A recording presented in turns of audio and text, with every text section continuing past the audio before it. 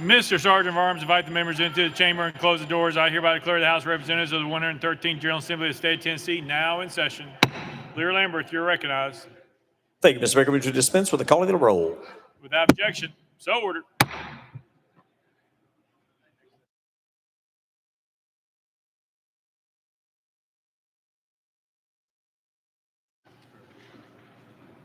Lear Lamberth, you're recognized. Thank you, Mr. Speaker. Move to take up Wednesday, April the 17th, regular calendar. Proper motion, probably seconded. Any objection? Without objection, so ordered. Mr. Clerk, call up next bill. Mr. Speaker, on that calendar, item 8, House Bill 1907 by Representative Boso and others relative to employment. Mr. Speaker, Senate bills on the desk. Representative Boso, you're recognized. Thank you, Mr. Speaker. I move to substitute and conform to Senate Bill 1866. Representative Boso moves to substitute and conform Senate Bill 1866 without objection, so ordered. Representative Boso. Thank you, Mr. Speaker. I move passage of Senate Bill 1866 on third and final consideration. Representative Boso moves passage of Senate Bill 1866 on third and final consideration. Properly seconded. Mr. Clerk, call up First Amendment. Mr. Speaker, Amendment 1 by Representative Pearson, Mr. Speaker, was not timely filed. Representative Pearson, you're recognized. Thank you, Speaker. And sponsor, again, I think this language as it relates to people being illegal is wrong.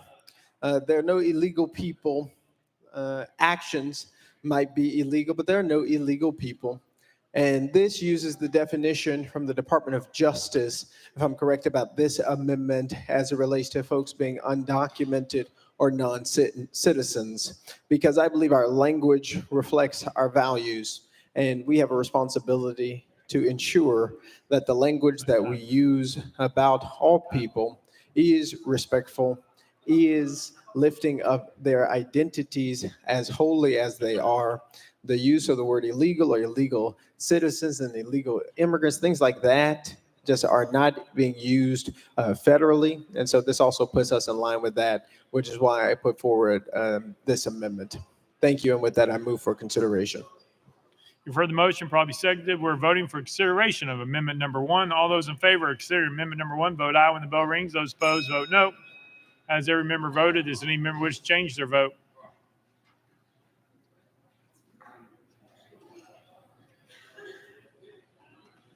Mr. Clerk,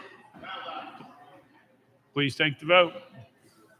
Ayes 15, 68 nays. In accordance with Rule 60B, having failed to receive the necessary 2/3, the motion to consider amendment number 1 fails. Next amendment, Mr. Clerk. Mr. Speaker, no further amendments. Representative Boso, you recognize. Thank you, Mr. Speaker. Members, this is a bill that simply modifies the definition of illegal alien that appears in Title 50 of our code. Specifically, the bill would insert the words, quote, with respect to the employment of an alien, close quote, into the existing definition to preserve the distinction between an alien's employment status and an alien's immigration status. With that, Mr. Speaker, I renew my motion. Representative Boso renews his motion. Any discussion on the bill? Seeing none, any objection to the question? Seeing none, we're voting. All those in favor of Senate Bill 1866, vote aye when the bell rings. Those opposed, vote no. Has every member voted? Does any member wish to change their vote?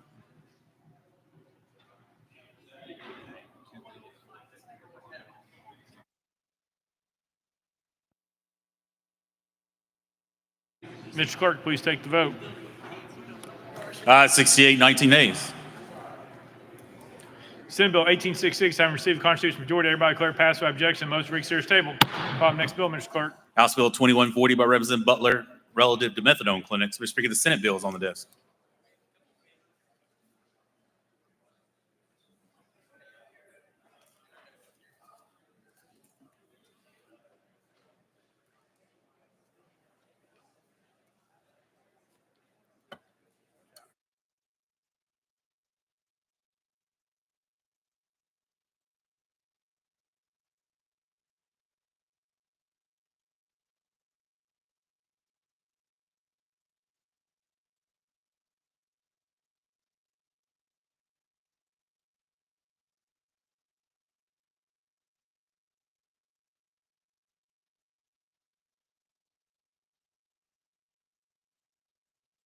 Representative Butler, you recognize. Thank you, Mr. Speaker. I move substitute and conform to Senate Bill 2321. Representative Butler moves substituting form Senate Bill 2321, probably seconded without objection. So ordered. Representative Butler. Thank you, Mr. Speaker. I move passage of Senate Bill 2321 on third and final consideration. Representative Butler moves passage of Senate Bill 2321 on third and final consideration, probably seconded. Mr. Clerk, call First Amendment. House Local Government Committee Amendment Number 1, same as Senate Amendment Number 1. Chairman Crawford, you're recognized. Thank you, Mr. Speaker. Same as Senate Amendment 1, move to withdraw. Without objection, amendment number 1 withdrawn. Next amendment, Mr. Clerk. Mr. Speaker, we have Amendment 2 by Representative Butler. Mr. Speaker, it was not timely filed.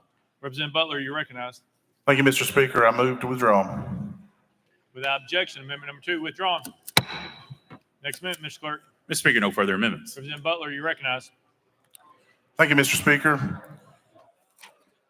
This bill will provide local control in rural, unincorporated, and unzoned communities for medically assisted treatment defined under the TCA code.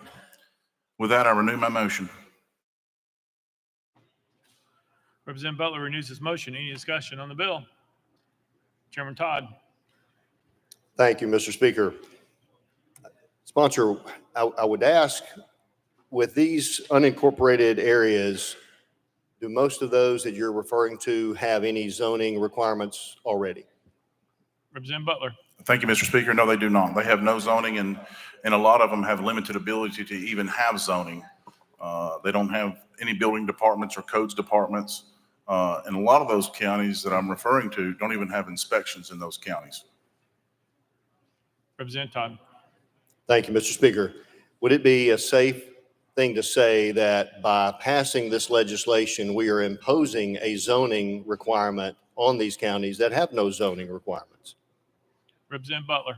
Thank you, Mr. Speaker. I would say that the local governing body would have a say on where we put one of these types of clinics. Doesn't prevent them. It just says we don't want it next to the daycare or the nursing home, but we can put it over here on the other side of town. Representative Todd. How exactly would that process work the way this is written? How would the local county have a say-so in this where they don't have a say-so right now? Representative Butler. Well, they technically do have a say-so. Under the CON requirements for the Department of Mental Health, they are required to get a local approval. Typically, that would be a certificate of occupancy or some type of final sign-off for occupancy in the building. And unfortunately, most of those counties do not have those types of governing bodies. So this would move it to the very beginning of the process to avoid having someone go through all of those processes and then get to the end and then have a problem. This just simply says, let's do it on the front end, not the back end. Representative Todd. Thank you, Mr. Speaker. It just sounds to me like what we're doing here is imposing a zoning ordinance, in essence, in counties that don't have zoning, and basically preventing these type of clinics from a regular, normal private property transfer that any landowner in these counties would have right now. Somebody wants to sell a piece of property to one of these businesses, then they would be prevented from doing that unless the county approves it, it sounds like. And I just have a problem with that. This is a basic right that those property owners right now have, and this is going to then pull one option off the table. Not that many of them would take that option for sure, but some may. And so if a county wants to have those zoning requirements in place, then that's something they need to adopt. That's something the locals need to deal with versus us imposing a zoning ordinance on them through this legislation. So I'm opposed to this, and I appreciate you bringing it. I think I understand your reasoning behind it, and I can appreciate that, what you're doing for your folks, and probably a local problem that cropped up. But this is getting into a property rights issue that is paramount to us upholding. And so I'm really, really concerned about that. Thank you, Mr. Speaker. Representative Butler. Thank you, Mr. Speaker. I appreciate those comments. Unfortunately, most of these counties do not have the resources to provide that zoning, nor the enforcement of, authority or ability with a person that would be required to be paid and do that. So unfortunately, we have rural counties that don't have the financial resources, and they should not be punished because we are rural areas. We should be given the ability, and this just simply gives the ability to the local governing body, typically a county commission, to have a say in what goes on in their community. With that, I renew my motion. Representative Halsey. Thank you, Mr. Speaker. I just had a question, sponsor. I think I know exactly what you're trying to accomplish too. But I've been told by some folks that methadone clinics and those folks are already labeled as part of the American Disabilities Act. They're in that group. And to make them come before a board or ask for permission and single them out, that's a way of singling them out, that we be in violation of that. How do you respond to that? Representative Butler. Thank you, Mr. Speaker. I think there's been some folks that have made some false accusations on this legislation. The term methadone clinic defined in the TCA code is a blanket term they're using for all of the medically assisted treatment. There are other medications that they use, not just use the methadone. There are other drugs that they're used. This is a blanket term that is used, so it doesn't violate because it's not singling out just a methadone clinic. All right. Representative Sabicki. Thank you, Mr. Speaker. And member, I totally get and understand what you're doing to try to protect this county that you may represent. But in the legislation, it specifically states a person or entity intending to seek a new license to operate a methadone clinic. And I think the problem you're going to run into is if it just said if anybody was seeking to operate any business would have to get this approval, I think you'd be more constitutional. But in your legislation, it specifically singles out a methadone clinic. And if we're going to treat them separately than everybody else, I think your legislation is discriminatory in its basis, and I just can't support it. Thank you. Representative Butler. Well, the methadone clinic is a broad term encompassing multiple types of medically assisted treatment under the TCA code. And so I don't think it violates that because it is a much broader term. With that, I renew my motion. Chairman Kumar.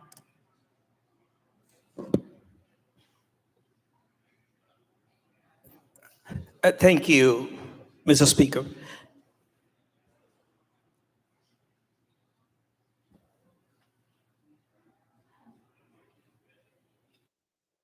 Chairman Kumar. Mr. Sponsor, thank you. I thought it was a good idea for a community that cannot have extensively developed zoning program or regulations to take a business like this and put it in a place that is appropriate for their community overall. Although the fact that it is referred to your methadone clinics, and those have dwindled with time in the sense that there are better treatments available. But if you think that's a generic term you're using to indicate any medical assisted therapy, I think that's reasonable. But I can understand, rather than developing a full-fledged zoning program, that a community wants to place these clinics in an area that is, again, for the purpose of the community activities, more suitable. Thank you, Mr. Speaker. Representative Butler. Thank you, Mr. Speaker. I request to roll this to the heel. Without objection, roll to the hill. Call up next bill, Mr. Clerk. House Bill 2623 by Chairman Carr. Chairman Carr, at your desk. Thank you, Mr. Speaker. I wish to roll this to the heel of the last calendar. Would that be Thursday, last Thursday's calendar, Chairman Carr? Yes, sir, that's right. Without objection, so ordered. Call up next bill, Mr. Clerk. House Bill 2240 by Leader Cochran and others relative to occupancy taxes. Mr. Speaker, the Senate bill is on the desk. Representative Cochran, you recognized. Thank you, Mr. Speaker. I move to substitute and conform to Senate Bill 1676. Representative Cochran moves to substitute and conform to Senate Bill 1676. Probably seconded without objection. So ordered. Representative Cochran. Thank you, Mr. Speaker. I move passage of Senate Bill 1676 on third and final consideration. Representative Cochran moves passage of Senate Bill 1676 on third and final consideration. Probably seconded. Mr. Clerk, call First Amendment. House Local Government Committee Amendment number 1. Chairman Crawford, you're recognized. Thank you, Mr. Speaker. Same as Senate Amendment 1, move to withdraw. Without objection, Amendment number 1 withdrawn. Next amendment, Mr. Clerk. House Finance Ways and Means Committee Amendment number 1 filed as House Amendment 2, same as Senate Amendment. Chair Lady Hazelwood, you're recognized. Thank you, Mr. Speaker. Move to withdraw. Without objection, amendment number 2 withdrawn. Next amendment, Mr. Clerk. Mr. Speaker, no further amendments. Representative Cochran, you're recognized. Thank you, Mr. Speaker and members. Essentially what this bill does is have every local government that has a hotel motel tax submit a report to the comptroller to show what those funds are spent on. This is very similar to what they report in their audit. And so it's just kind of putting a more centralized source of information together. Want to be very clear, this does not change how hotel motel tax is collected or how it is spent. No changes are made for that. This is primarily a reporting bill. With that, I will yield to any questions and I renew my motion. Representative Cochran renews the motion. Any discussion on the bill? Representative Grills, you're recognized. Thank you, Mr. Speaker. Often we pass legislation that will affect our local governments, sometimes for the better, sometimes for the worse. How will this legislation affect counties that have a private act? Obion County, for instance, they operate under a private act, and I just want to make sure that we're not putting any more burdensome reporting requirements on these counties. Representative Cochran. Thank you, Mr. Speaker. And Chairman Grills, thank you for asking that question. It's actually the same situation in McMinn County, my home county. We have a private act as well that says that a portion of those funds can be spent on tourism, a portion can be spent on industrial development. Nothing in this bill changes that, and trust me, if it did, I promise you I wouldn't be supporting it. This information is already readily available in the finance office. They're just submitting this to the comptroller, so it should not be burdensome. Again, if anything, we're changing how those private acts were how they were implemented. I promise you I'll be the first one against it. And I appreciate you asking that question so we can clarify. Representative Grills. Thank you, Mr. Speaker. So you don't foresee any negative implications for any county that has a private act then? Representative Cochran. Thank you, Chairman Grills. I do not, like I say, my home county would be one of those affected, so I can promise you I would not be in support if I saw any negative, any potential negative effects. Representative Grills. Thank you, Mr. Speaker and sponsor. Representative Love. Thank you, Mr. Speaker and sponsor. Just want to make sure that this does not negatively affect counties with the metropolitan form of government like Nashville. Representative Cochran. Thank you, Leader. So no, it does not. That's actually located in a separate section of code. This does not affect metro counties. Representative Love. Thank you, Speaker. Thank you, sponsor.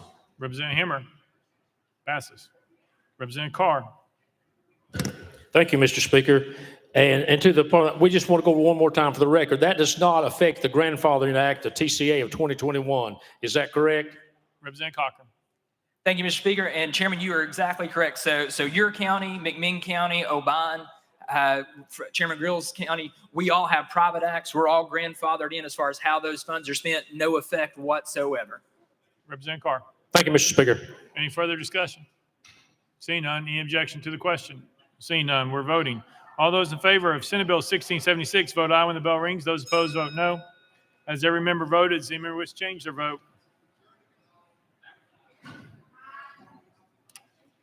Hazelwood, aye. Mr. Clerk, please take the vote. Ayes 96, no nays, one present, unvoted. Senate Bill 1676, having received a constitutional majority, I hereby declare it passed without objection. The motion reconsider is tabled.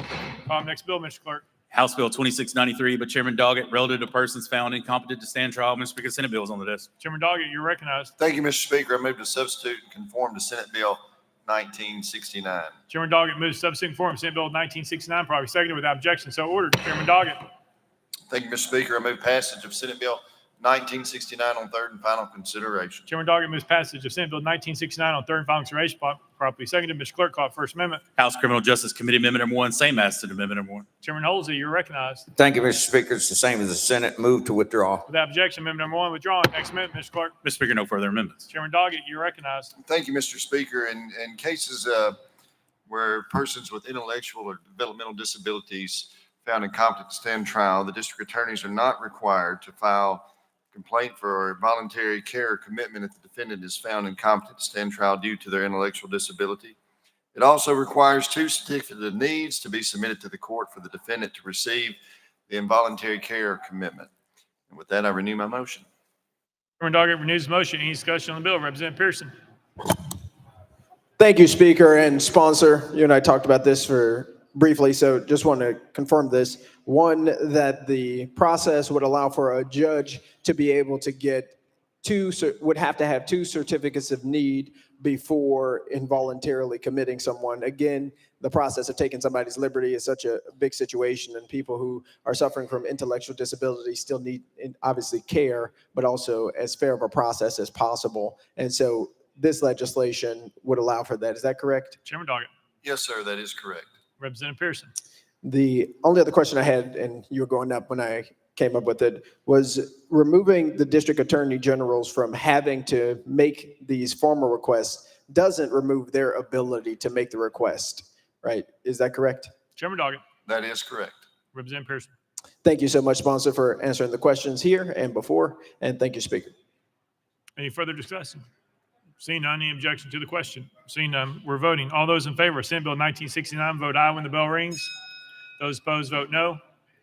Has every member voted? Does any member wish to change their vote?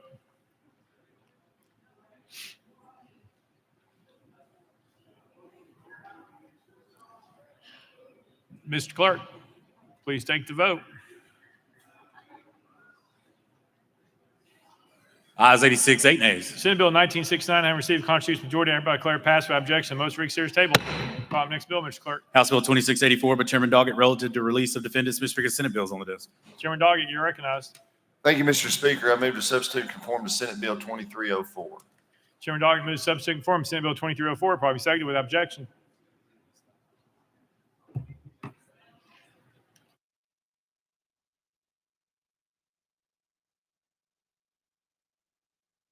All right. Chairman Doggett moves substitute conform to Senate Bill 2304, probably seconded without objection. So ordered. Chairman Doggett. Thank you, Mr. Speaker. I move passage of Senate Bill 2304 in third and final consideration.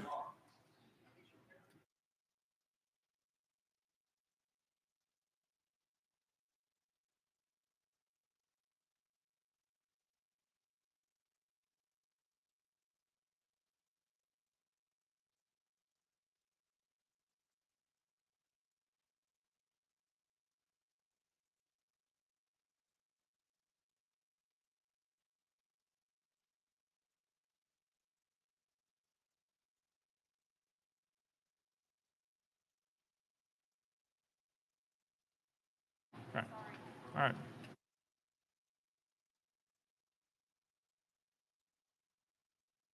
Chairman Doggett moves passage of Senate Bill 2304 on third and final consideration, probably seconded. Mr. Clerk, call up First Amendment. House Criminal Justice Committee Amendment number 1. Chairman Halsey, you're recognized. Thank you, Mr. Speaker. Move to withdraw.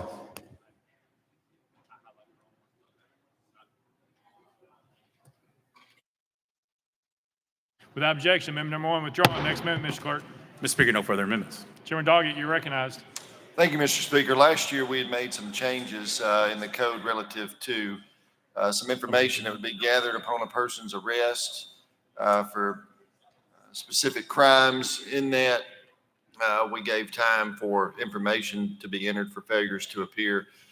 We are changing that from 10 days, which was what we passed last year, to 10 business days to get that information in to NCIC and all other available databases. And with that, I renew my motion. Chairman Doggett renews his motion. Any discussion on the bill? Seeing none, any objections to the question? Seeing none. All those in favor of Senate Bill 2304 as amended, vote aye when the bell rings. Those opposed, vote no. Has every member voted? Does any member wish to change their vote?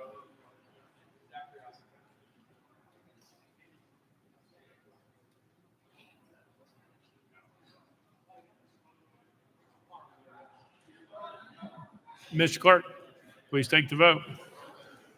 Ayes 92, 1 nay, 3 present, unvoted. Senate Bill 2304 having received a constitutional majority, I hereby declare passed without objection. Most read series table. Call up next bill, Mr. Clerk. House Bill 2206 by Representative Gillespie relative to handling of human remains for law enforcement training. Mr. Speaker, the Senate bill is on the desk. Representative Gillespie, you're recognized. Thank you, Mr. Speaker. I move to substitute and conform to Senate Bill 2559. Representative Gillespie moves substitute and conform Senate Bill 2559, probably second without objection. So ordered. Representative Gillespie. Thank you, Mr. Speaker. I move passage of Senate Bill 2559 on third and final consideration. Representative Gillespie moves passage of Senate Bill 2559 on third and final consideration, probably second. Mr. Clerk, call First Amendment. House Criminal Justice Committee Amendment number 1. Chairman Halsey, you're recognized. Thank you, Mr. Speaker. Move to adopt and defer to the sponsor for explanation. Chairman Halsey moves adoption of Committee Amendment number 1, probably seconded. Any discussion on the amendment? Seeing none. All those in favor of adopting Committee Amendment number 1 say aye, aye. All those opposed say no. The ayes have it. You adopt. Next amendment, Mr. Clerk. Mr. Speaker, no further amendments. Representative Gillespie, you're recognized. Thank you, Mr. Speaker. Members, what this bill does is it authorizes the import and export of human remains by state, local, and municipal law enforcement agencies for the purpose of human remains detection training. It requires the law enforcement agency to develop rules regarding the secure storage of human remains, the use of human remains as a training aid for human remains detection training for canines, and proper disposal methods for those remains. And with that, Mr. Speaker, I renew my motion.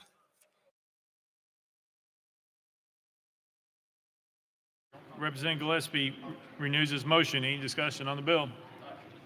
Seeing none, any objection to the question? Seeing none, all those in favor of Senate Bill 2559 as amended, vote aye when the bell rings. Those opposed, vote no. As every member voted, does any member wish to change their vote?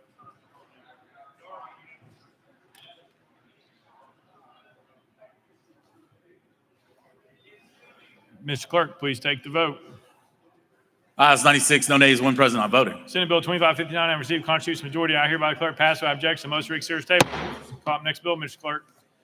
House Bill 2147 by Representatives Hale and Hill, relative to complex rehabilitation technology. Mr. Speaker, the Senate bill is on the desk. Representative Hill, you're recognized. Thank you, Mr. Speaker. I move to substitute and conform to Senate Bill 2368. Representative Hill moves substitute and conform Senate Bill 2368, probably second without objection. So ordered. Representative Hill. Thank you, Mr. Speaker. I move passage of Senate Bill 2368 on third and final consideration. Representative Hill moves passage of Senate Bill 2368 on third and final consideration. Probably second. Mr. Clerk, call First Amendment. House Insurance Committee Amendment Number 1, same as Senate Amendment Number 1. Chairman Kumar, you're recognized. Thank you, Mr. Speaker. This is the same as Senate amendment. Move to withdraw. Without objection, amendment number 1 withdrawn. Next amendment, Mr. Clerk. Mr. Speaker, no further amendments. Representative Hill, you're recognized. Thank you, Mr. Speaker. This bill is actually Representative Hale's bill. I'm helping him get this thing across the finish line, so it's an honor to join in with him. The bill is brought by the Tennessee Disability Coalition on behalf of Tennesseans with disabilities. In propitiation of existing law, the bill simply aims to speed up the process by which a person may obtain repairs for a broken or malfunctioning wheelchair. And with that, Mr. Speaker, I renew my motion. Representative Hill renews his motion. Any discussion on the bill? Seeing none, any objection to the question? Seeing none, all those in favor of Senate Bill 2368, vote aye when the bell rings. Those opposed, vote no. Has every member voted? Does any member wish to change their vote?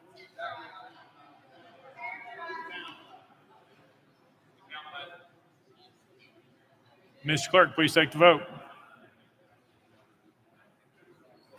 Ayes 96, no nays. Senate Bill 2368 having received constitutional majority, I hereby declare passed without objection. Most reconsider is tabled. Call up next bill, Mr. Clerk. House Bill 2444 by Representative Hale and Alexander, relative to persons convicted of criminal offense. Mr. Speaker, Senate bill is on the desk. Representative Alexander, you're recognized.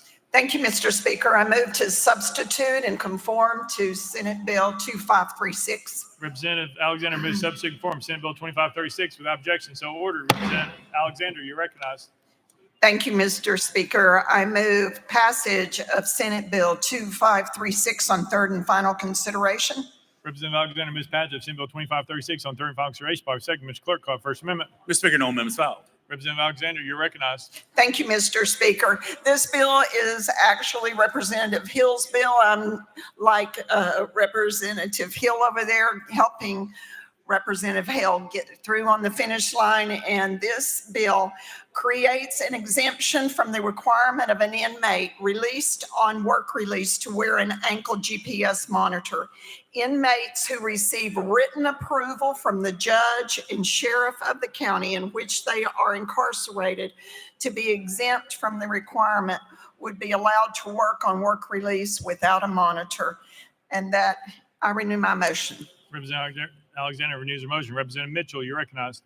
Thank you, Mr. Speaker. Question on the bill. Question's been called. Any objection? Seeing none. That's one. That's two. All right, we're voting. All those in favor of Senate Bill 2536, vote aye when the bell rings. Those opposed, vote no. Has every member voted? Does any member wish to change their vote?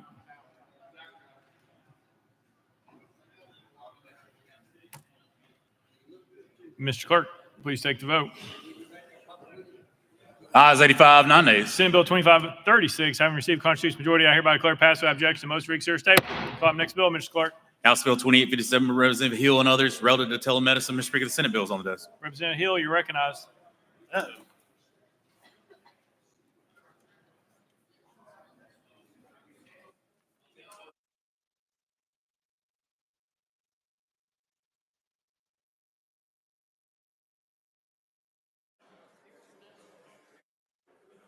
Mr. Clerk, call up next bill. House Bill 2857 by Representative Hill, relative to telemedicine. Mr. Speaker, Senate bills on the desk. Representative Hill, you're recognized. Thank you, Mr. Speaker. I move to substitute and conform to Senate Bill 1881. Representative Hill moves to substitute and conform Senate Bill 1881, probably seconded without objection. So ordered. Representative Hill. Thank you, Mr. Speaker. I move passage of Senate Bill 1881 on third and final consideration. Representative Hill moves passage of Senate Bill 1881 on third and final consideration, probably seconded. Mr. Clerk, call First Amendment. House Insurance Committee Amendment Number 1, same as Senate Amendment Number 1. Chairman Kumar, you are recognized. Thank you, Mr. Speaker. Move to withdraw. Without objection, amendment number 1 withdrawn. Next amendment, Mr. Clerk. Mr. Speaker, no further amendments. Representative Hill, you're recognized. Thank you, Mr. Speaker. This bill eliminates the requirement for patients to see a provider every 16 months as far as telehealth is concerned. And with that explanation, I renew my motion. Representative Hill renews his motion. Any discussion on the bill? Seeing none, any objection to the question? Seeing none. All those in favor of Senate Bill 1881, vote aye when the bell rings. Those opposed, vote no. As every member voted, does any member wish to change their vote? Moody, aye.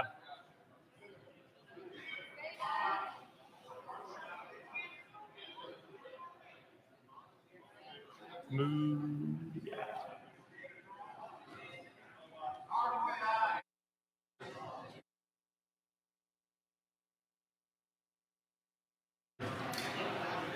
Mr. Clerk, please take the vote. Ayes 97, no nays. Senate Bill 1881 and received constitutes majority. I hereby declare it passed without objection. Motion for consideration table. Call up next bill, Mr. Clerk. House Bill 2851 by Representative Hill, relative to higher education. Mr. Speaker, Senate bills on the desk. Representative Hill, you're recognized. Thank you, Mr. Speaker. I move to substitute and conform to Senate Bill 2822. Representative Hill moves substitute conform Senate Bill 2822 without objection. So ordered. Representative Hill. Thank you, Mr. Speaker. I move passage of Senate Bill 2822 on third and final consideration. Representative Hill moves passage of Senate Bill 2822 on third and final consideration. By second, Mr. Clerk, call First Amendment.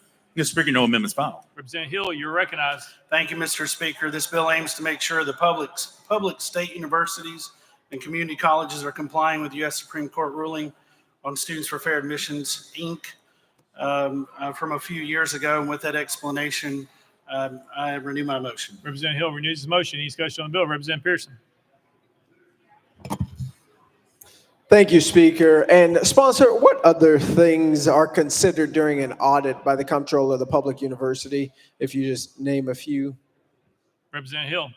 Thank you, Mr. Speaker. I would encourage you to seek the comptroller out and to ask them what all is on their audit. This bill focuses solely on the requirement that is before us in this legislation. Representative Pearson. Yep. And is ensuring the 14th Amendment is equally applied to all students a part of that already? Representative Hill. Thank you, Mr. Speaker. Again, what this legislation does is it requires an additional line in the comptroller's audit of universities, state universities, and community colleges. And that's the focus of the legislation. Representative Pearson. Thank you. In the comptroller's audit, are they not already ensuring that our public universities are following federal laws as it relates to the equal justice under the law, quite literally, that has been passed through legislation to ensure that policies being implemented are in line with what federal law currently is? Is that not happening? Representative Hill. Thank you, Mr. Speaker. Again, the focus of Senate Bill 2822 that's before us is talking about compliance with with the Supreme Court ruling from just a few short years ago, and that's its focus solely. And we'll leave it at that. Representative Pearson. Thank you, Speaker and sponsor. Thank you for attempting to answer the questions. The problem that I have with this legislation is I would hope that our comptroller is already ensuring that all of our public universities are following the Constitution, following the laws of the federal government as it relates to the implementation of fair practices. This legislation singles out something in particular, the court ruling in Students for Fair Admissions, Inc. versus President and Fellows of Harvard College, As it relates to admissions practices, this was a watershed case in that it sought to destroy, in essence, affirmative action in higher education. Mind you, Harvard University is a private school, it's not a public school, but still the idea remains. Your legislation, I think, in singling this out, actually narrows the work of the comptroller that we would probably want to be done. I think it also unfairly targets a particular case to be looked at and to be viewed through the eyes of the comptroller for political purposes, not for any purpose that improves the educational experience of students, particularly for students of color. I think this is useless. I think it is a wasteful piece of legislation in our time, and it's disappointing that you brought this before us. The comptroller already ensures that all public universities are following federal law. I don't think there needs to be a particular law singled out in order for the comptroller to do their job. In fact, why haven't you mentioned other Supreme Court cases that the comptroller should be looking at as it relates to admissions practices, as it relates to the equitability of opportunities and experiences for people of color, for people who are first generation, for people who have disabilities? If you're so concerned about the admissions practices of our universities, why isn't the comptroller looking at all of the different facets that the Supreme Court has spoke upon on this very issue? By you narrowing in on race and admissions, it is showing and telling of your political position on this Supreme Court decision, but it is not doing anything that would actually improve the experiences of people in our public universities. And so for those reasons, I won't support this useless piece of legislation.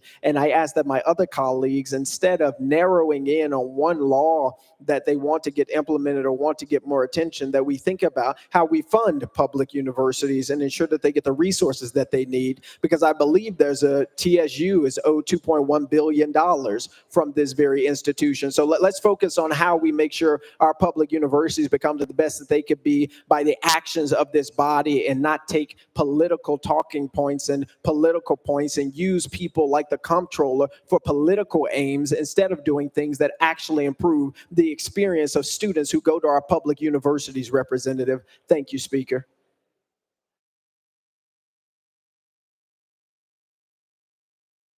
Sorry, Representative Hill. Thank you, Mr. Speaker. And for a year, I've heard members say, I appreciate your comments. I've heard people placate you. I've heard people sit back and accept your arguments. The only waste of time is not this legislation. It's when you burn 5 minutes at a time of our lives. What's the objection? Point of order. Point of order.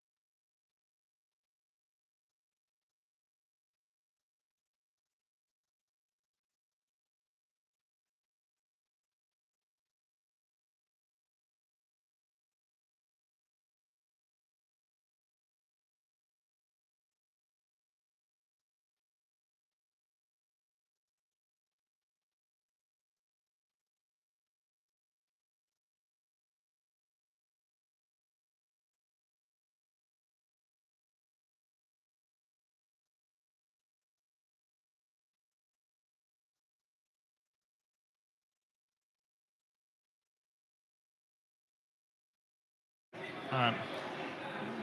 There's been objections, comments made, and we're moving on. Representative McCalman, you're recognized.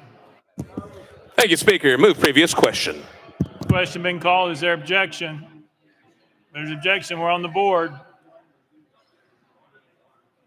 Hang on, Mr. Clerk.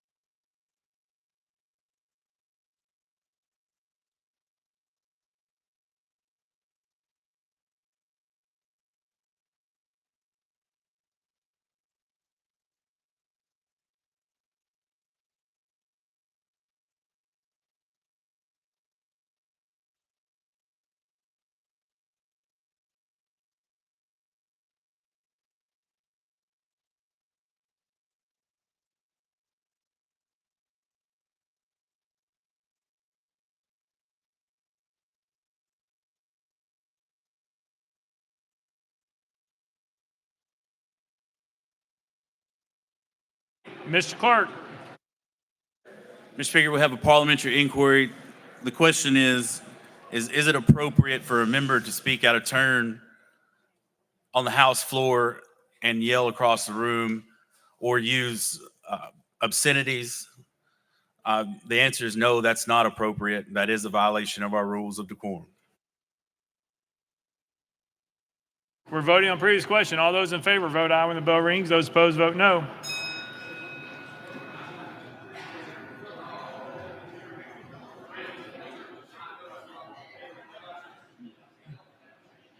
Mr. Clerk, please take the vote. Aye, 73, 19 nays. Previous question prevails. We're voting. All those in favor of Senate Bill 2822 vote aye when the bell rings. Those opposed vote no. Has every member voted? Does any member wish to change their vote?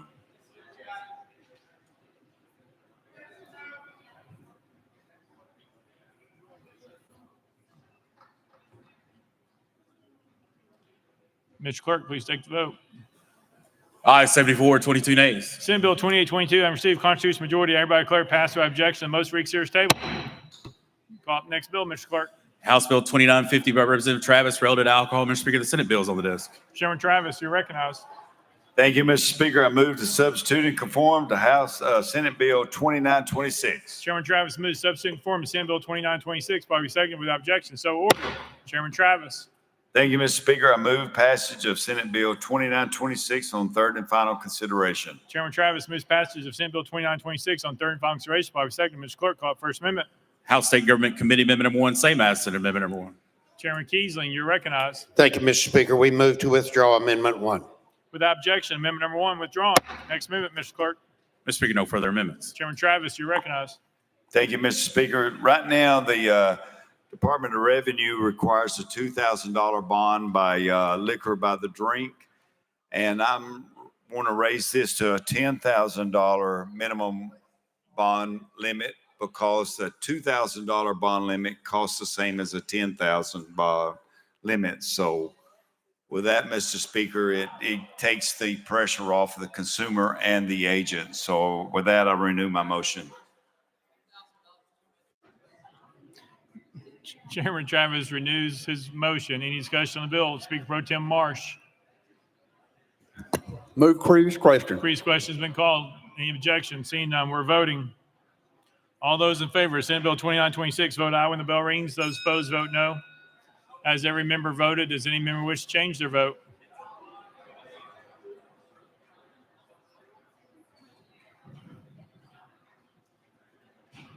Mr. Clerk, please take the vote.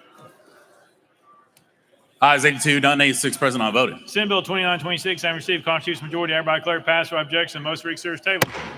Call up next bill, Mr. Clerk. House Bill 2080 by Representative Wright relative to public office. Mr. Speaker, the Senate bill is on the desk. Representative Wright, you recognize. Thank you, Mr. Speaker. I move to substitute and conform Senate Bill 1968.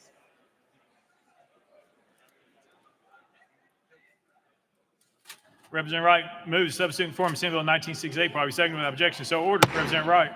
Thank you, Mr. Speaker. I move passage of Senate Bill 1968 on third and final consideration. Representative Wright moves passage of Senate Bill 1968 on third and final consideration. Probably second. Mr. Clerk, call First Amendment. House Local Government Committee Amendment number 1. Chairman Crawford, you're recognized. Thank you, Mr. Speaker. I move to adopt and defer to the sponsor for further explanation. Chairman Crawford moves adoption of committee amendment number 1, probably seconded. Any discussion on the amendment? Seeing none. All those in favor of committee amendment number 1 say aye. Aye. All those opposed say no. The ayes have it. You adopted. Next amendment, Mr. Clerk. House Amendment 2 by Representative Stevens. Mr. Speaker, it was not timely filed. Representative Stevens, you're recognized. Thank you, Mr. Speaker. This is a very friendly amendment that will better help to effectuate what the sponsor is trying to do with this bill.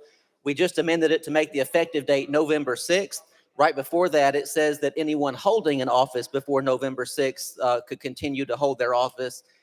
My amendment changes the word holding to elected to. And that's important because if someone is running for city council or some kind of office in November of this year, they may not be, quote unquote, holding their term until the term starts, which may not be till December 1st or December 15th, and this bill would not protect them. So after consulting with the sponsor and at our discussion at our local government committee, I brought this amendment forward and I would ask for consideration. You've heard the motion, probably seconded. We're voting for consideration of amendment number 2. All those in favor of considering amendment number 2, vote aye when the bell rings. Those opposed, vote no. As every member voted, does any member wish to change their vote?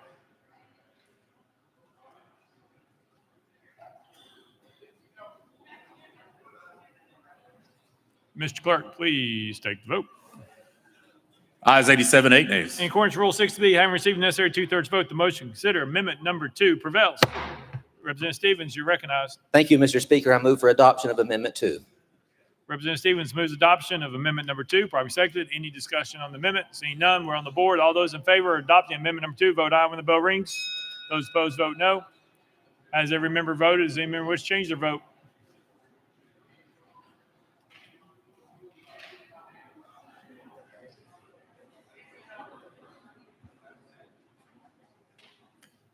Mr. Clerk, please take the vote. Ayes 87, 8 nays. Amendment number 2 is adopted. Next amendment, Mr. Clerk. Mr. Speaker, no further amendments. Representative Wright, you're recognized.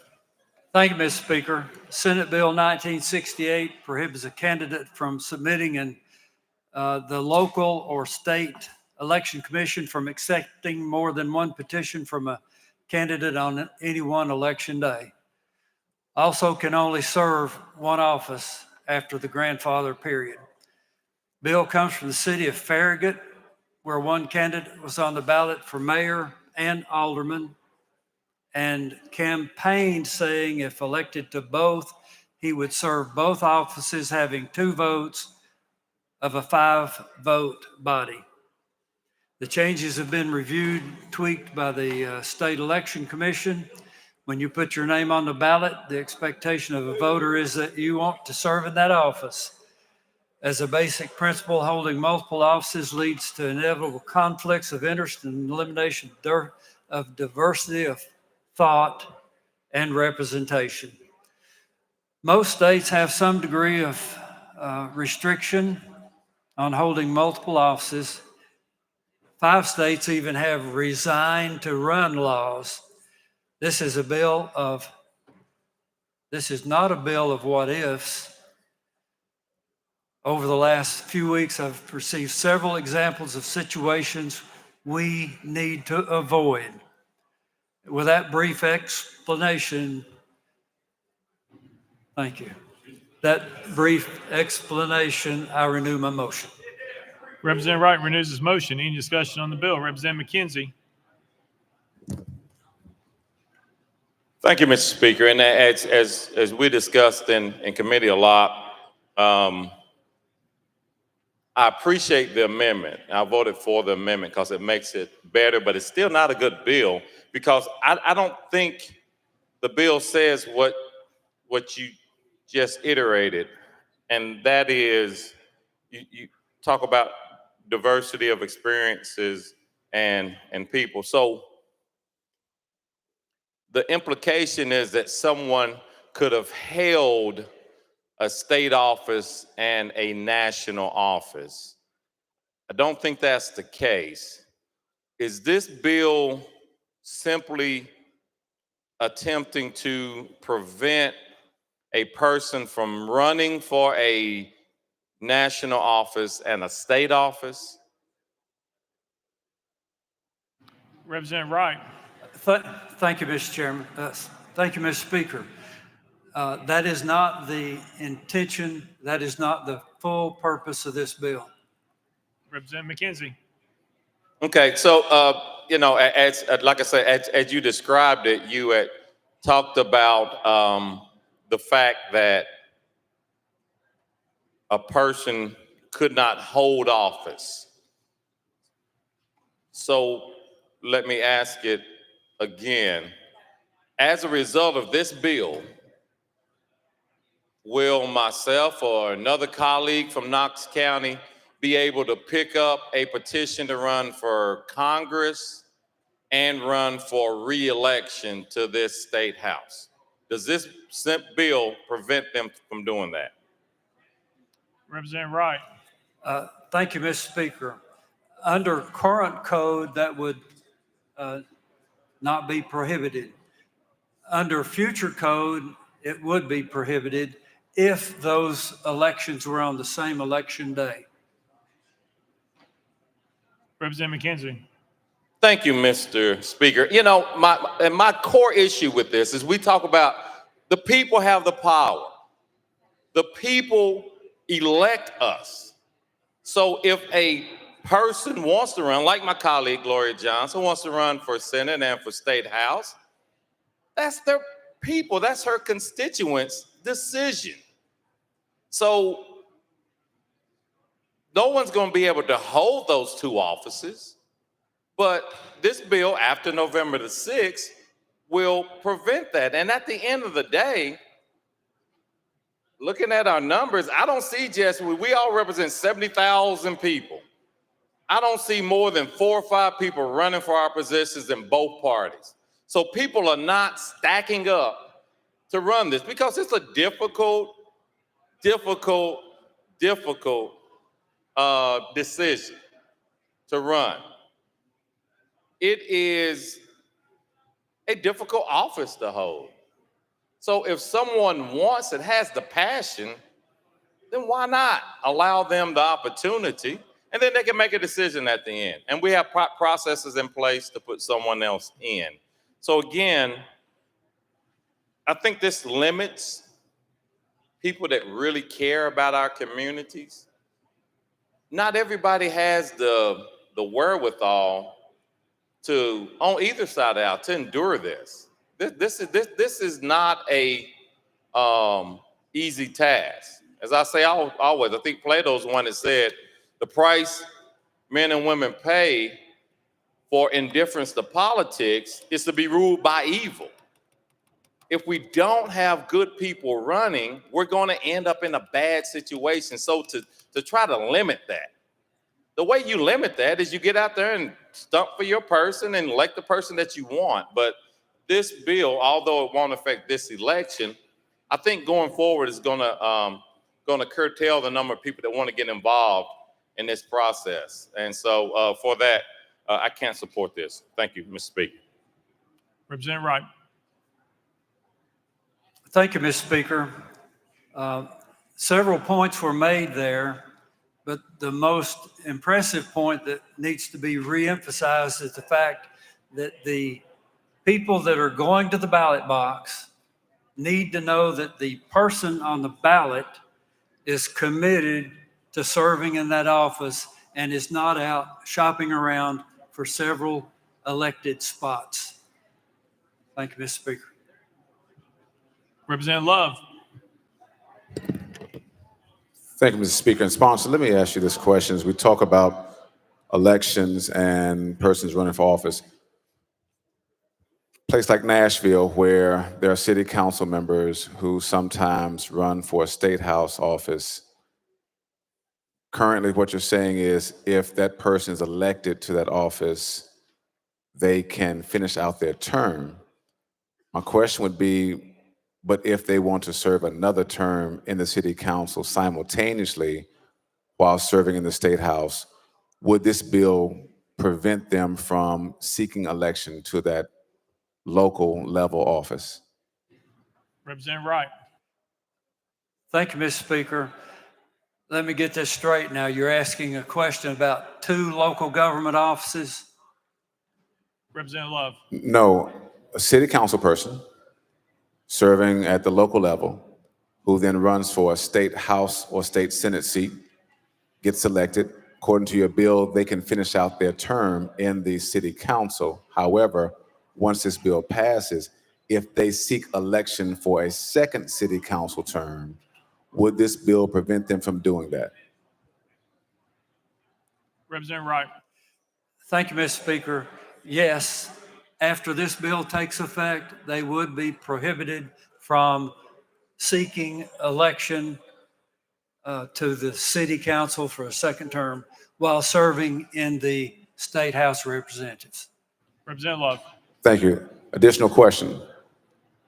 4 years from now, once the bill's passed, bill's been in effect for 4 years, if a sitting city council person then desires to seek office for a state house or a state senate, would they be prohibited because they weren't grandfathered in? Would they be prohibited from seeking election as state house or state senate? Representative Wright.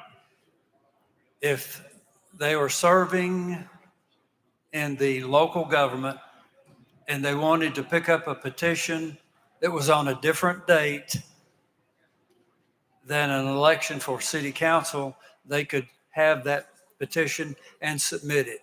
This is only a prohibition on having your name on the ballot twice on one election day. Representative Love. Thank you. My concern comes to this level. In some presidential years, the May election for primary then causes the August election for general to be on the same date as the primary election for the state level office. And I think that's where I'm concerned also, is that there may be a situation where there's a slight glitch in the system where you do have some instances where someone would be prevented from seeking election because their normal primary date would be different. But in this instance, every 4 years, because the primary date is moved up, their general election date then becomes the same date for the primary. So those are my concerns about the bill. And I don't want to prevent anyone from seeking office if they legitimately want to serve at a higher capacity. Thank you. Representative Wright. Thank you again for bringing up the same point that I believe I tried to address earlier, but let me see if I can move through this again. The being on the ballot for a local office primary, which is the first primaries, if you are successful and transition to the general, you are being assigned to that ballot by the fact you won the local election primary.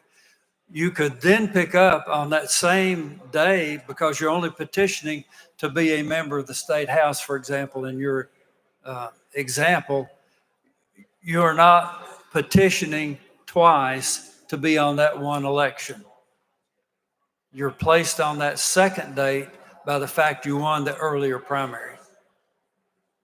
Again, let me reemphasize, this is only about one petition, one ballot on one day. Representative Powell. Thank you, Mr. Speaker. I've got a question for the sponsor. I know he's talking. Can we pause my clock here if he needs to? Are you good, sponsor?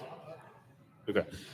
A question, let's say that someone was a governor or United States senator of Tennessee, and they were nominated for their party's vice presidential ticket.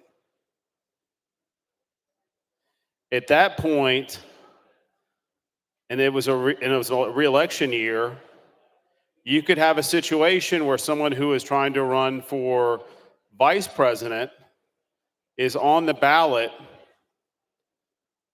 for national office, but would also be running for re-election at the same time for, say, governor or senate.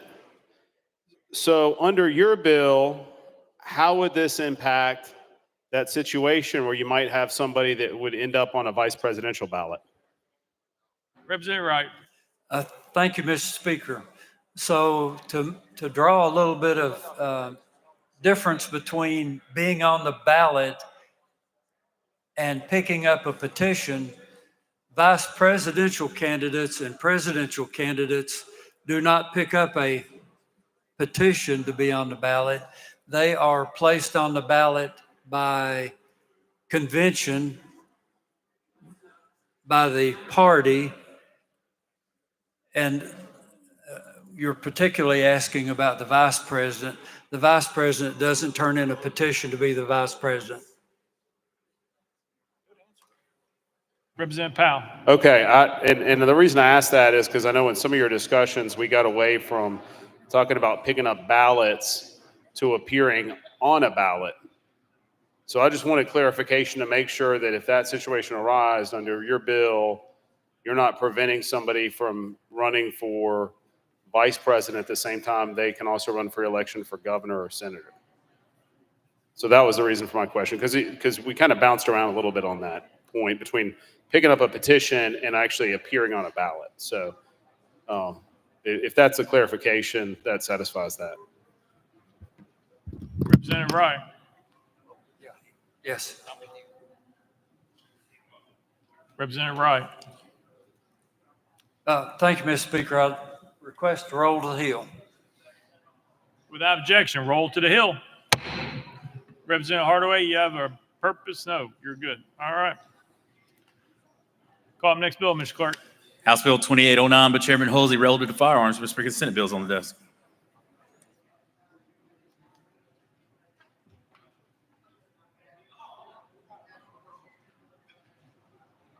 Chairman Hulsey, you're recognized. Thank you, Mr. Speaker. I move to substitute and conform to Senate Bill 2797. Chairman Hulsey moves substitute and conform to Senate Bill 2797. Probably second without objection. So ordered. Chairman Hulsey. Thank you, Mr. Speaker. I move passage of Senate Bill 2797, third and final consideration. Chairman Hulsey moves passage of Senate Bill 2797 on third and final consideration. Probably second. Mr. Clerk, call First Amendment. House Civil Justice Committee Amendment number 1. Chairman Farmer, you're recognized. Thank you, Mr. Speaker. Move to withdraw. Without objection, amendment number 1 withdrawn. Next amendment, Mr. Clerk. Mr. Speaker, no further amendments. Chairman Hulsey, you're recognized. Thank you, Mr. Speaker. Back in 2004, President Bush established a program that became law called the LEOSA program. It stands for Law Enforcement Officer Safety Act. And what it did, it allowed retired police officers, if they're LEOSA qualified, to carry a handgun concealed in all 50 states, irregardless of what the law was. To meet LEOSA standards, you have to be retired in good standing. You have to take safety training with firearms every year. You have to qualify every year, and you have to submit your fingerprints every year to be qualified with LEOSA. What this bill says is that anybody who holds a LEOSA permit in Tennessee can go anywhere that a uniformed officer can go. And the reason for that is the initial purpose of this bill in 2004, and that was also reintegrated by President Obama, is to put more boots on the ground. But there's officers who want to be used in a productive way, particularly in the issue we're dealing now in schools. They could volunteer a day or two and spend time with the SRO officer in that school, know the principal, know the teachers, and know the kids. And you have qualified officers who who would do that and do it well, and that's what this bill allows. With that, I renew my motion. Chairman Halsey renews his motion. Any discussion on the bill? Chairman Clemens, you're recognized. Thank you, Mr. Speaker, and thank you, sponsor. And I just want to make sure we got the amended version of this bill right. Does this bill as amended allow law enforcement officers to carry guns into schools when they're not on official duty? Representative Halsey. That is correct. Chairman Clemens. Can you elaborate on what else is allowed by this? Representative Halsey. That's it. A LEOSA permit holder can go any place a uniformed officer could go, but understand what you got here. You got 30 years of training. You got 30 years of experience. You got 30 years or at least 20 years of training every year of active shooter and all the experience that goes with that. You got 30 years of qualifying with the firearm so you can hit what you shoot at. And you got every year, if a LEOSA holder is submitting your fingerprints to make sure you have nothing in your background. That's what you're getting.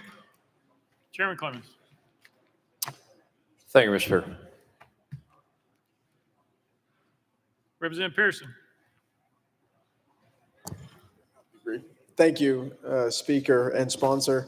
Is this specific to allowing folks who hold LEOSA permits to become SRO officers? Or if I'm understanding what I believe you said, any LEOSA permit holder would be allowed to carry their firearm concealed in any place, including current gun-free zones. Chairman Halsey. Yes, sir, you have that correct. They're not SRO officers. They would just be available to be in school to meet and work with an SRO and in any capacity that they need. It would be on a voluntary basis. And any place else that a uniformed officer could go.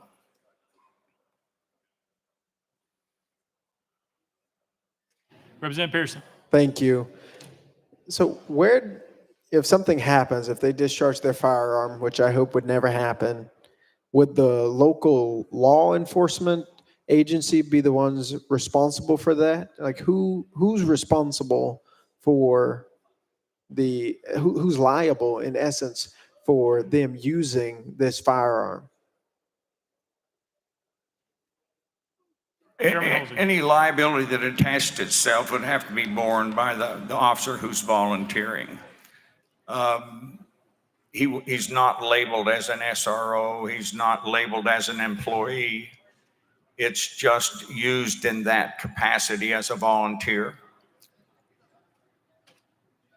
Representative Pearson. Thank you, Speaker and sponsor. Thank you for answering the questions. I'm really concerned, and I understand. Again, you know this. I have family who's in law enforcement, family who's retired from law enforcement. But I do not think us giving private citizens the right to carry firearms after they've retired, when they are not responsible to anyone or accountable to anyone while carrying this firearm other than to themselves and God, is a good idea. While I could understand if you were saying these folks were becoming SROs and some folks had legislation that I, again, was opposed to that was intended to allow retired officers to be able to get their pension as well as serve as SROs. But this is only saying people who serve 20 or 30 years in our law enforcement agencies now as private citizens still have the authority of law enforcement officers to carry a handgun in so many places without having any of the accountability that law enforcement officers currently have. If one of our law enforcement officers uses their firearm, right, they're accountable to a police chief, they're accountable to a mayor. These individuals would have none of that accountability. And so we're really just giving a lot of power to private individuals who, again, have served bravely, and we thank them for that service. But this is very scary and dangerous, in my opinion, for us to give private individuals the right to carry concealed weapons in places that we have said no firearms are going to be allowed. I believe we grant that permission to law enforcement officers, to people in that way, because they're there on assignment, right? They're doing a job. The responsibilities are clear. The accountabilities are clear. But this is just a private person. So if they accidentally, intentionally harm your constituent, my constituent, your family, or my family, we will have granted them the ability to do so. Granting the power to kill a person to law enforcement is one of the most significant powers that government grants. And now we're trying to, in an obscure way, grant that power to retired law enforcement without any of the responsibility and accountability that law enforcement have. And so it's for those reasons that I can't support this legislation, but appreciate you asking the questions. Thank you, Speaker and sponsor. Chairman And- Holsey. Chairman Holsey. Thank you, Mr. Speaker, and thanks for your comments. The whole purpose of the LEOSA program was started to put more boots on the ground to be used in that capacity. I was just pointed out that there is a liability coverage that does cover under a LEOSA system from the federal side. But the other side of that is, if you take an average age of an SRO, I would suspect it's probably 7 years of service. The average retiree's got 30 years, qualified 30 years, 30 times, trained 30 times, went to active shooter 20 times. I think you can have as much or more invested confidence in those folks as you do the 7-year veteran. But that'll renew my motion. Representative McCallum. Previous question, Speaker. Thank you. Previous question been called. Is there objection? Seeing none, we're voting. All those in favor of Senate Bill 2797 vote aye when the bell rings. Those opposed vote no. Has every member voted? Does any member wish to change their vote?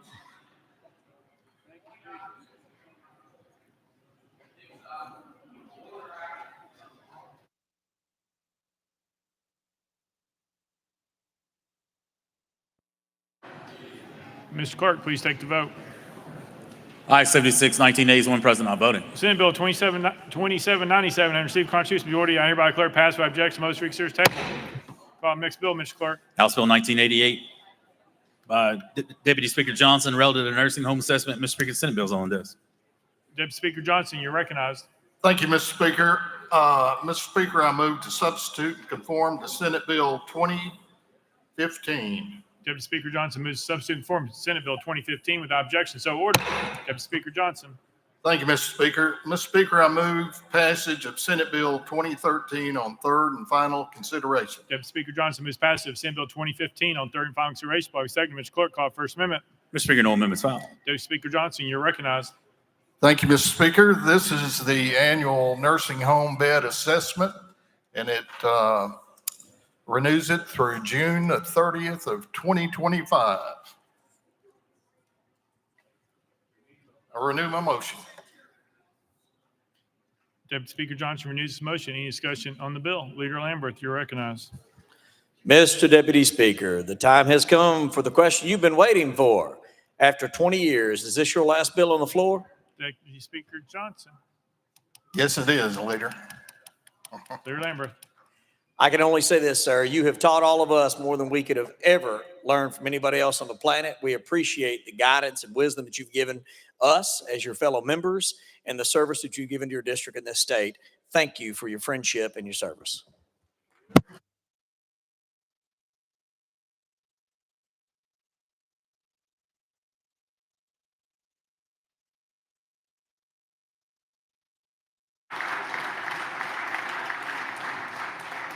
Chairman Vaughn. Thank you, Mr. Speaker and Deputy Speaker. Let me just say thank you for being a mentor for so many of us. I remember our first time I encountered you in Legislative Plaza. I thought, man, that's a guy that's got a really nice suit and he looks like he's important. I better get to know him. It's one of the best decisions I ever made. One of the things that I think that you demonstrate here in this chamber, there's a couple of things. One is professionalism, because you are never underprepared. You may not stand in front of the holding the microphone, spewing word after word after word, demonstrating your vocabulary and your knowledge of a subject matter. But what you do is you coach and you teach and you demonstrate and you lead, and you're always, always prepared. And I think that is an example that I have tried to do. I know that I speak in the microphone way too much. But I will say, though, that you embody somebody who is quietly powerful. And for that, we are very appreciative of you. Thank you, sir.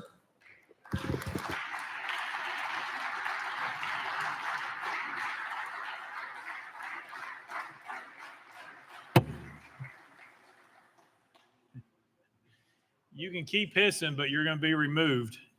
Leader Camper, you're recognized. Thank you, Mr. Speaker.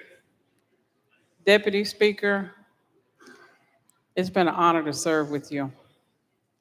When I got here, the Democrats was in the supermajority, and we became friends. We passed legislation together. You was open to hear my point of view, and I was open to hear your point of view. And when the dynamics changed, that didn't change between us. It was still that way. And then there became this super majority. But our friendship has not changed. Your commitment to honesty, trust, integrity has not changed. And I appreciate that. I enjoy our little times together sometimes in the evening, and we need to blow off some steam together. I appreciate those times. I'm gonna miss those times. But I appreciate you, your family. You know, your family has sacrificed to let you be here these many years, and means a lot. And for someone who served in public service for pretty much most of my life, I understand what that sacrifice is on families. So they're going to be happy to have you home. But thank you for your service to our state and the friendship we've had over these 16 years now. Yep. It's been an honor to serve with you.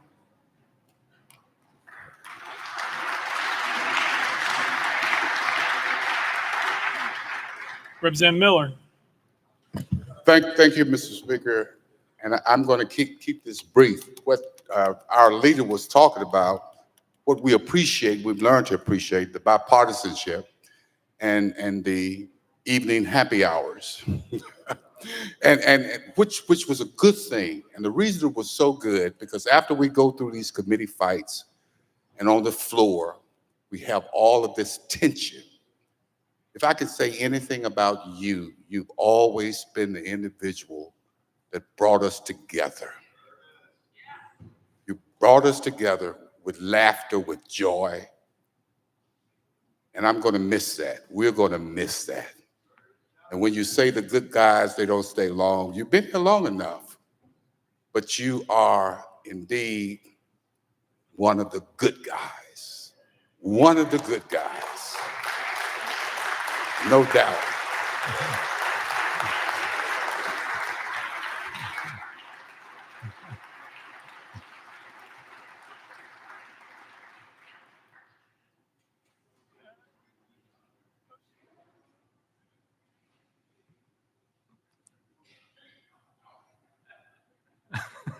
Representative Holtzclaw, you're recognized.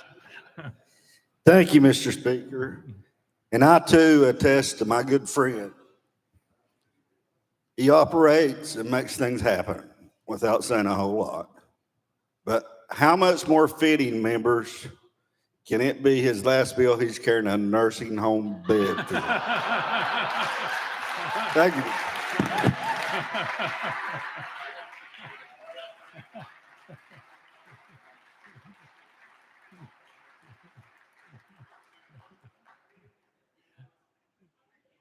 Representative Wright.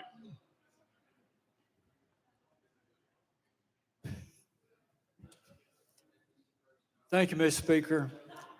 So as he's leaving on a nursing home bill, I have to go back to the fall of 2018 as a county commissioner in Knox County. I had someone call me saying they were en route. They had been out of someplace beyond Nashville up into Upper East Tennessee and is headed back home. And I didn't have any idea who that person was, but they wanted to meet me. And at the time, I didn't know what to say, except I'm really hard to find in Knox County. So if you'll just call me when you're getting close, I'll meet you in the area called Easttown at Lowe's. So I would suggest to you today that having sat in Lowe's in the lawn and garden department and listened to a few yarns and some encouragement, because I was a candidate, and then for 6 years of leadership, I'm greatly appreciative. And don't go to the nursing home, go to Lowe's.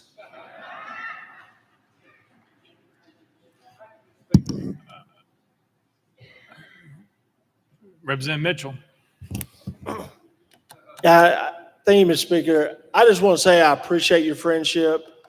I appreciate your advice sometimes, most of the time.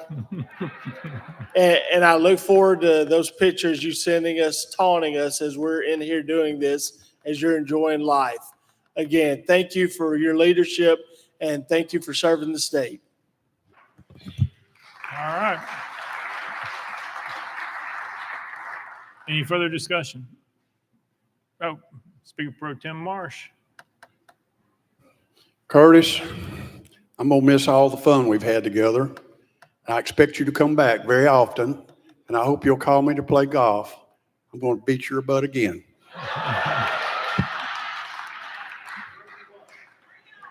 All right, Representative Burkhart. Thank you, Mr. Speaker. I've probably known Curtis or Speaker Johnson longer than most everybody in this room. And his friendship over the years has meant so much. And I hope that the people of Montgomery County understand everything he's done for them. And for Fort Campbell, for Austin Peay, and for everything in Montgomery County, thank you.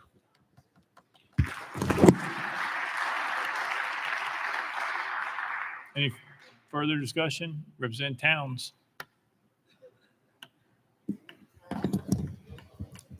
Mr. Speaker, thank you. Curtis, Deputy Speaker, it's a bittersweet moment. It's no secret. I thought you were going to be the speaker. Told you that. You've done it with class and style. You're so smooth, you push the wind when you walk, man. You never change. We can go back a very long ways in terms of good times on this House floor, in this building, the old War Memorial Building. All the fantastic times we had. We fought all day and we had a great time and even with each other all night. We got to know each other as human beings. You might have thought this joking committee was a sapsucker, but when you got out with him late on that night, you found out that he really was a sapsucker. But you enjoyed it because we were able to bond. As human beings, we were able to bond. And the transitioning of learning about other people gives you a great respect for how human beings are. It's not a nickel's worth of difference between a lot of people when you get to know them. You've done your debt of duty to the state of Tennessee, and to the country. We're forever indebted. And thank you for the airplane bottles. Fare thee well, my friend, fare thee well.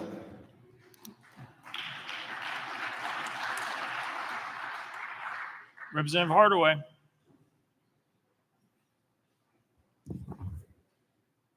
Simply want to say thank you. All right. Any Representative Parkinson. Thank you, Mr. Speaker. I was trying to figure out if we're at a funeral or if we were passing a bill here. So, right. Once again, my colleague from Shelby County is speaking in the Old English language, and I'm trying to understand what he was saying. Right. But of course, you're affectionately known to me as CJ, man. I always walk by CJ, what's happening? I appreciate you, man. Appreciate all you've done. Love serving with you these 14 years. You've been amazing.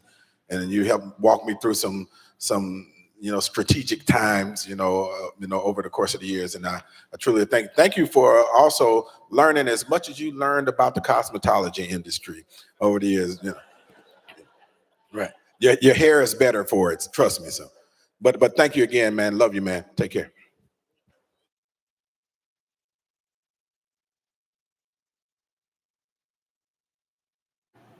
I don't know. I don't know. Y'all want a group hug before he leaves? I think we're about there. Any further discussion? Seeing none. Any objection to the question? Seeing none. All those in favor of Senate Bill 2015, vote aye when the bell rings. Those opposed, vote no. Has every member voted? Does any member wish to change their vote?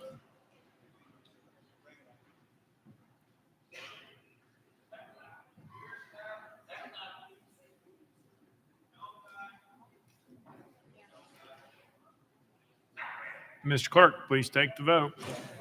Ayes 99, no nays.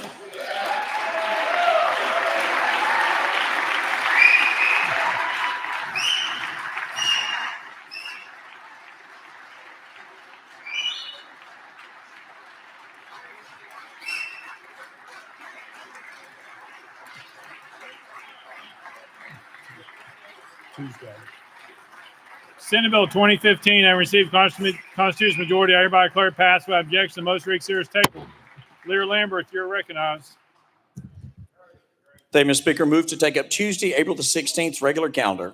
It's proper motion, properly second. Any objection? Without objection, so ordered. Mr. Clerk. That's a little late.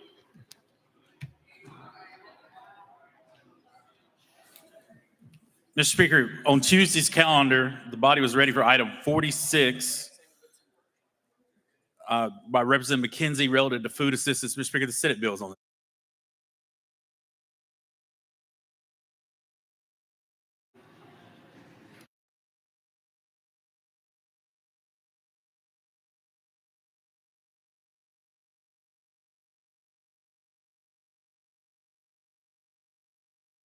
Representative McKenzie, you're recognized. Thank you, Mr. Speaker. I move to substitute and conform with Senate Bill 2269. Representative McKenzie moves to substitute and conform Senate Bill 2269 without objection. So ordered. Representative McKenzie. Thank you, Mr. Speaker.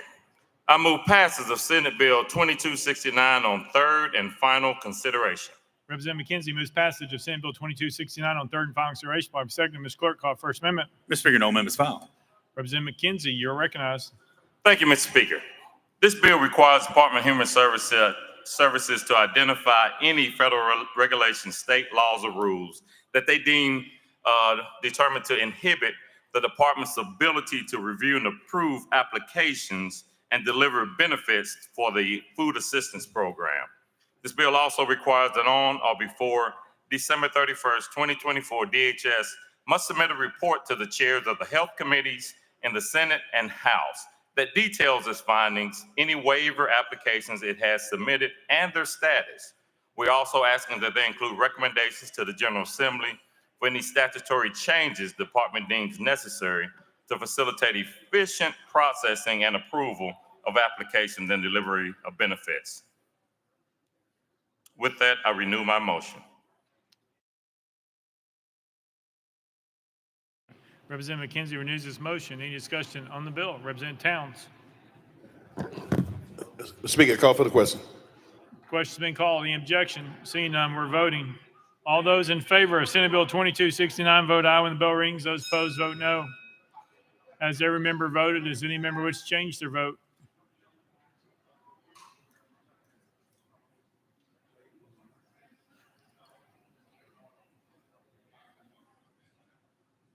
Mr. Clerk, please take the vote. Ayes 57, 27 nays, 5 present, not voted. Senate Bill 2269, I received Constitutional majority. I hereby declare passed by objection. Most reconsidered table. Call up next bill, Mr. Clerk. House Bill 2902 by Chairman Kumar relative to health care. Chairman Kumar, you are recognized.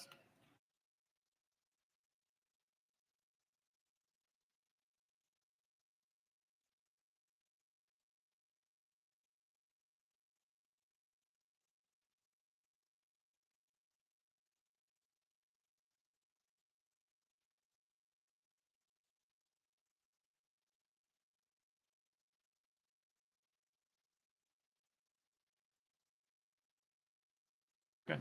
Mr. Clerk. Mr. Speaker, we're on item 47, House Bill 2902 by Chairman Kumar relative to healthcare. Chairman Kumar, you recognized. Thank you, Mr. Speaker. I move to substitute and conform to Senate Bill 2269.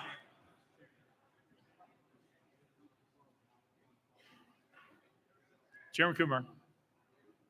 Thank you, Mr. Speaker. Correction. I move to passage of House Bill 2902 for third and final consideration. Chairman Kumar moves passage by second. Mr. Clerk, call it First Amendment. House Health Committee Amendment number 1. Vice Chairman Leatherwood, you're recognized. Oh, Chairman Terry, you're recognized. Sorry. Thank you, Mr. Speaker. Move to adopt. Chairman Terry moves adoption of Committee Amendment number 1. Probably seconded. Any discussion on the amendment? Seeing none. All those in favor of Committee Amendment number 1 say aye. Aye. All those opposed say no. The ayes have it. You adopt it. Next amendment, Mr. Clerk. Mr. Speaker, no further amendments. Chairman Kumar, you're recognized. Thank you, Mr. Speaker. Members, last year we passed a bill that required parental consent for all vaccinations. It created two minor problems. One was that working parents could not be at the doctor's office for each childhood vaccination. So this bill will correct that by saying that a physician's office can have a consent signed by a parent on file, in which case a trusted member of the family or grandmother can take children for vaccination. The second problem was 8,000 plus children who are in Department of Children's Services, DCS care. It is burdensome, and really the resources are limited to get 8,000 court orders to get these children vaccinated. We are talking about routine childhood vaccinations. So this bill allows that routine childhood vaccinations for those children who are previously in DCS care can be carried out under previous rules. The new entries into DCS, as DCS goes to court to get their custody, a court order will be obtained at the same time. These children in DCS custody have not had the blessing of parental love, so parents are not around to sign the consent. They have physical weaknesses. They are immunologically not the strongest. And because of these problems, it is very important to protect these children against childhood diseases. With that, Mr. Speaker, I renew my motion. Chairman Kumar renews his motion. Any discussion on the bill? Representative Ritchie. Thank you, Mr. Speaker. And sponsor, got several concerns on this legislation. When it comes to parental lifetime consent and the changing of the VISs or the vaccination information sheets, when pulling up some data on that, even the CDC is not even recommending like a lifetime, especially with new information sheets coming out. And if a child or a parent had given parental consent for a vaccination, say in the fall, something might have changed in that individual's health between the fall and say the next summer, whenever they would end up receiving that. So I don't know if you can touch base or elaborate on that component right there. Chairman Kumar. Thank you, Mr. Speaker. Yes, you raise a very good point. Certainly things change in medicine, and the indications or new problems that come up or a new brand of vaccination that comes up, and that would be part of routine medical practice, because consent that has been given is for existing vaccinations, not changes to those vaccinations, and not for new vaccinations coming up. So for that, it will be routine medical practice, because you cannot obtain an informed consent for something that doesn't exist yet. So if a new vaccination comes up, it will be again part of the routine medical practice to obtain a new consent from the parent. Representative Ritchie. But with this legislation having the consent going forward, it would not require that additional consent from the parent, correct? Representative Ritchie. I'm sorry, Chairman Kumar. Chairman Kumar. Thank you, Mr. Speaker. I'm sorry I had a distraction. Kindly repeat your query. Representative Ritchie. Thank you, Mr. Speaker. And sponsor, so going off of what you just said, what this particular legislation, if an individual is given, if a parent gives consent for the vaccination, then it becomes lifetime for that minor. Even if there's a change, that consent would still be there under this particular legislation, to where the physician or whoever it is would not have to go back to them, even if something had changed either medically or even in the vaccination that would be administered, correct? Chairman Kumar. Thank you, Mr. Speaker. No, what I'm really saying is that consent that is at the office, and if the product being administered to the child has changed, obviously that consent does not apply to the product that has changed. Representative Ritchie. Okay, well, looking at the legislation as far as for lifetime consent on there, that's what it is. The parent's given the consent for that minor, and then if a vaccination changes, or the health of that minor changes, that's still on file. So that's a concern. The other question that I have is, and I know we don't worry about what's happening over in the other chamber, but it's my understanding that over in the other chamber that it's been withdrawn over in the Senate. Chairman Kumar. Thank you, Mr. Speaker.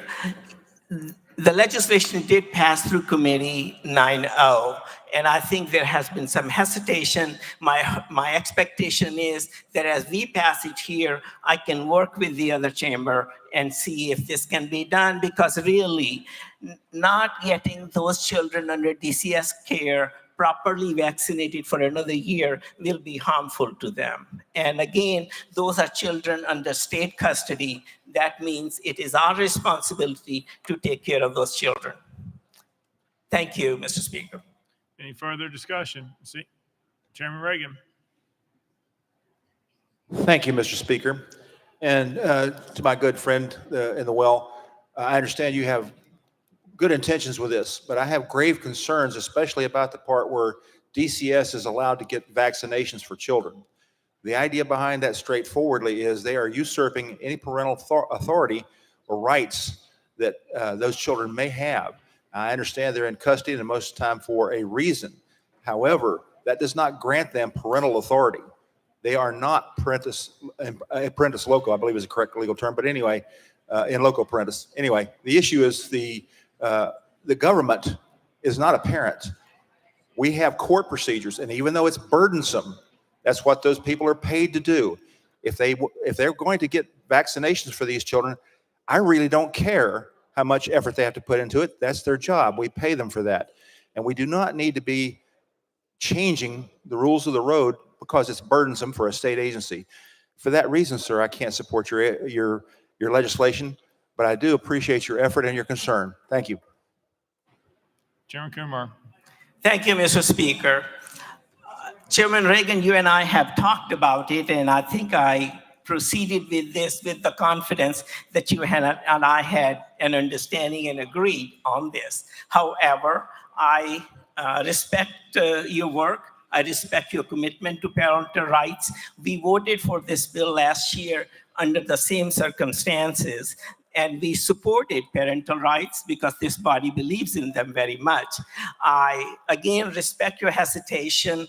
I also had promised you that we will modify the legislation as I work with the Senate side, so that, again, this is for routine childhood vaccination for children whose parents are not available. Some of these children have actually received 1 or 2 courses of vaccination, and it will be wrong to interrupt their continued routine protection from childhood diseases. That is the reason I brought this forth. However, there is a cool breeze here. And if it is the will, it will not hurt my feelings if the legislation is voted down.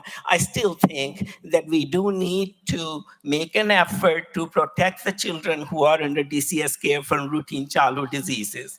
And the fact also is that going another year will be too much, and it only applies not to all children under DCS care, only applies to children who were under DCS care prior to the legislation that we passed last year.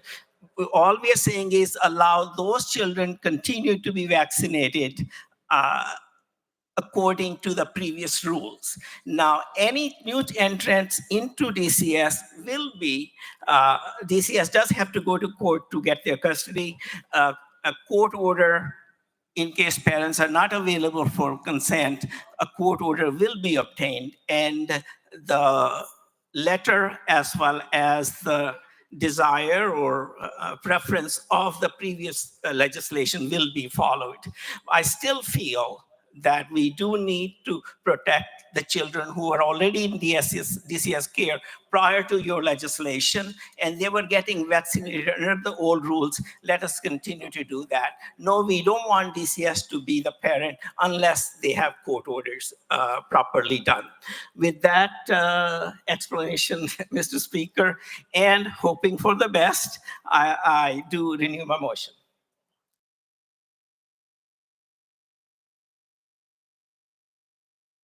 Chairman Zachary at Representative Boyd's desk.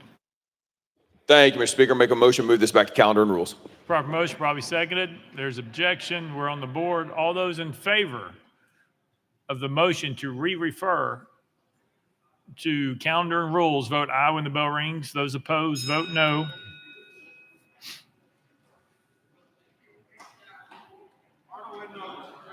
Has everyone voted? Does anyone need to change their vote?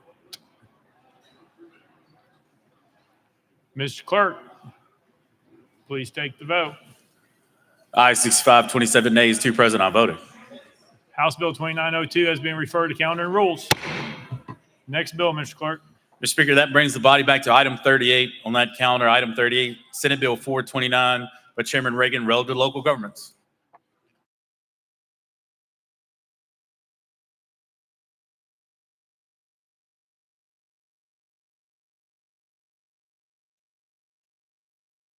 Chairman Whitson, you're recognized. Thank you, Mr. Speaker. Move Senate Bill 429 to the table. This proper motion, probably seconded. The parliamentary situation of Representative Reagan has moved adoption of Senate Bill 429. Representative Whitson has moved that motion to the table. That cuts off all debate except for that of the sponsor. Representative Reagan, you're recognized. Thank you, Mr. Speaker. Colleagues, I ask you to vote against this tabling motion, and the reason is simple. Our Constitution, Article 2, created this body to deliberate legislative issues. Deliberating means using facts and points of law, civil discussion, and orderly debate. According to Chapter 12, Section 120 of Mason's Manual, and I quote, every member has the same right as any other member to present proposals for consideration to the House and has the same right to be heard, end quote. Unfortunately, it seems that just voting against bills which someone may disagree with isn't enough. Indeed, this motion indicates that they do not want others to even hear logically presented facts and points of law either. The prize-winning economist and George Mason University professor Walter Williams said, and I quote, government is necessary, but the only rights that we can delegate to government are the ones we possess. For example, we all have a natural right to defend ourselves against predators. Since we possess that right, we can delegate authority to government to defend us. By contrast, we do not have the natural right to take property of one person and give it to another. Therefore, we cannot legitimately delegate such authority to government. End quote. Nonetheless, reparation advocates want governments to take money from our grandchildren's pockets as a judgment for someone else's great-great-grandfather's actions centuries ago. Does this constitute judging our grandchildren by the content of their character, as another great American dreamed? Former NFL player and current Congressman Burgess Owens told the Wall Street Journal, and I quote, at the core of the reparations movement is a divisive and demeaning view of both races. It grants to the white race a wicked superiority, treating them as an oppressive people too powerful for Black Americans to overcome. It brands Blacks as hapless victims devoid of the ability which every other culture possesses to assimilate and progress. Neither label is earned. It is a divisive message that marks the Black race as forever broken, as people whose healing comes only through guilt, pity, profits, and benevolence of the white race, end quote. There is nothing lost in hearing facts and legal explanations. The obvious question becomes, why does anyone not want you to hear this information? But local governments just want to study reparations, comes the retort. Such a position begs the question of what's wrong with CTAS, MTAS, TASER, or any of the 11 universities in our state that are state-sponsored. More to the point, Unless you're a historian, why study something over a century and a half old unless you intend to do something? Is it right to say that the faults of a small percentage of long past generations must be borne by all of today's Americans? No.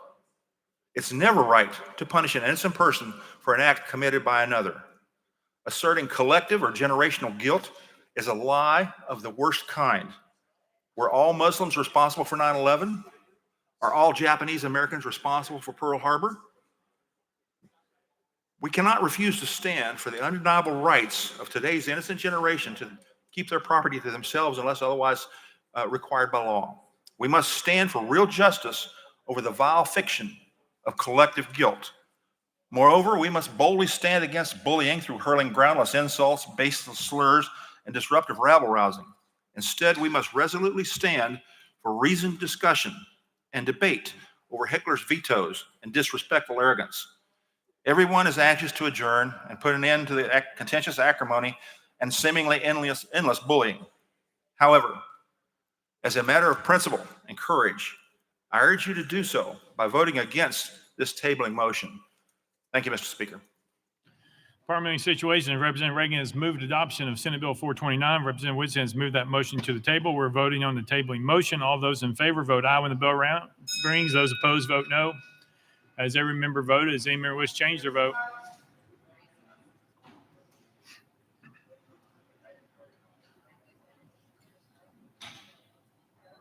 Mr. Clerk, please take the vote. Ayes 52, 43 nays. Senate Bill 429 is tabled. Lear Lambert, you're recognized.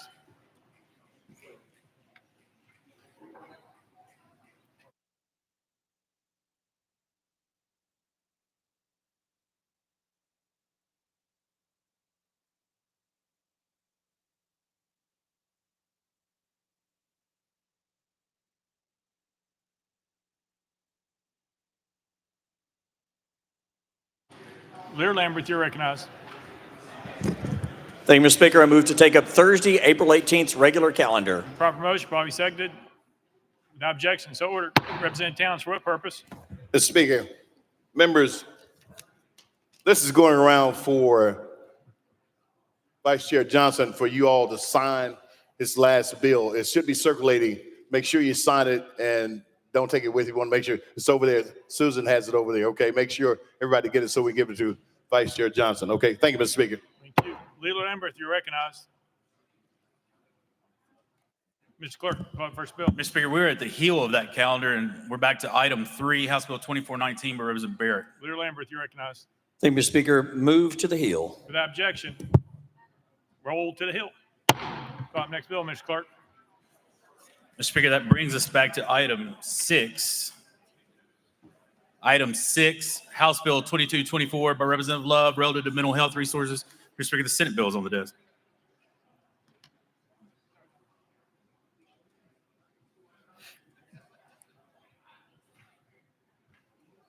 Representative Love, you're recognized. Thank you, Mr. Speaker. I move to substitute and conform to Senate Bill 1931. Representative Love moves to substitute and form to Senate Bill 1931 without objection, so ordered. Representative Love. Thank you, Mr. Speaker. I move passage of Senate Bill 1931 on third and final consideration. Representative Love moves passage of Senate Bill 1931 on third and final consideration. By second, Mr. Clerk, call First Amendment. Mr. Speaker, no amendments filed. Representative Love, you're recognized. Thank you, Mr. Speaker. Members, we actually passed this piece of legislation last year. The Senate did not take it up because they adjourned earlier. This simply requires our Department of Education to send to all of our LEAs information about federal grants that can be applied for and drawn down to help them do more mental health training and provide more mental health resources for our schools. And so with that, Mr. Speaker, I renew my motion. Representative Love renews his motion. Any discussion on the bill? Seeing none. All those in favor of Senate Bill 1931 vote aye when the bell rings. Those opposed vote no. Lambert, aye. As every member votes, every member change your vote.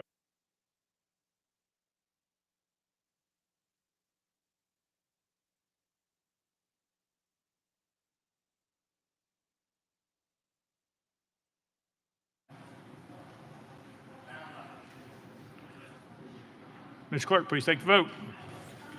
Ayes 81, 10 nays, 2 present, not voting.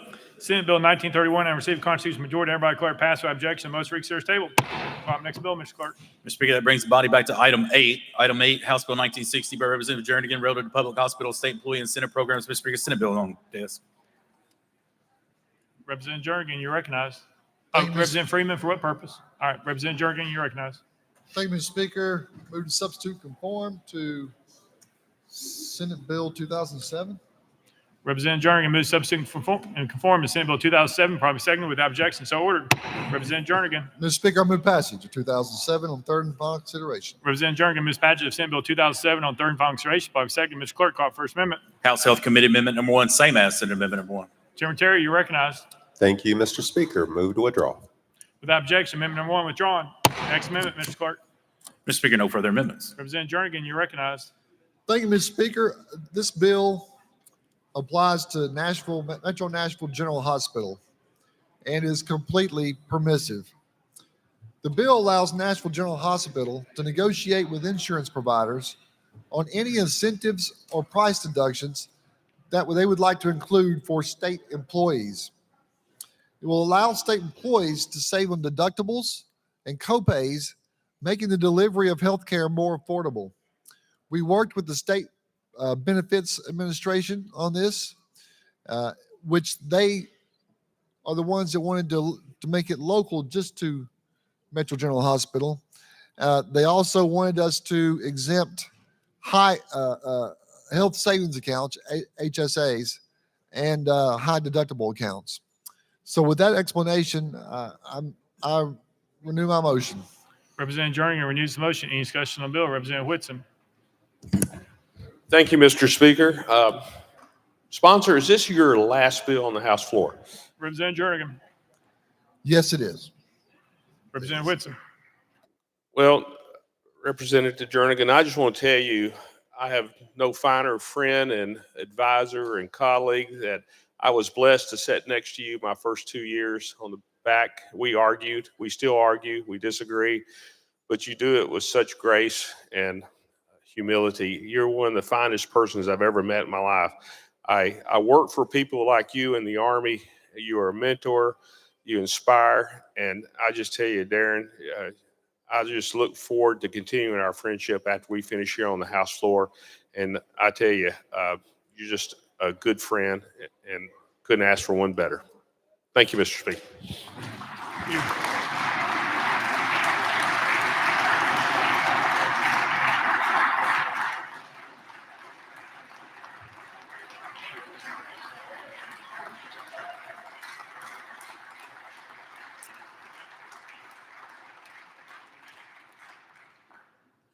Any further discussion? Chairman Clemens.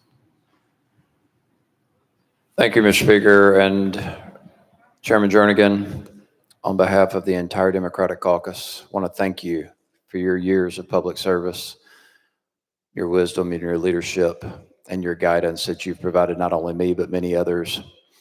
And I just want to say all those arguments that you had with Sam Whitson, you were right every single time. Seriously, thank you for your leadership. You're going to continue to serve the city of Nashville and the people of this state, and we're greatly appreciative and thankful for that. So thank you, Chairman.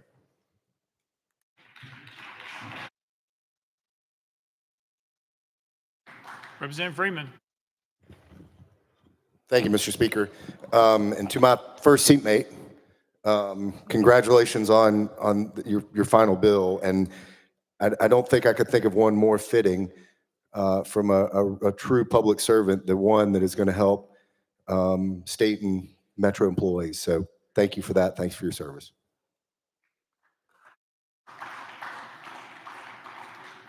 Representative Butler. Thank you, Mr. Speaker. This came through state government, and I appreciate this legislation.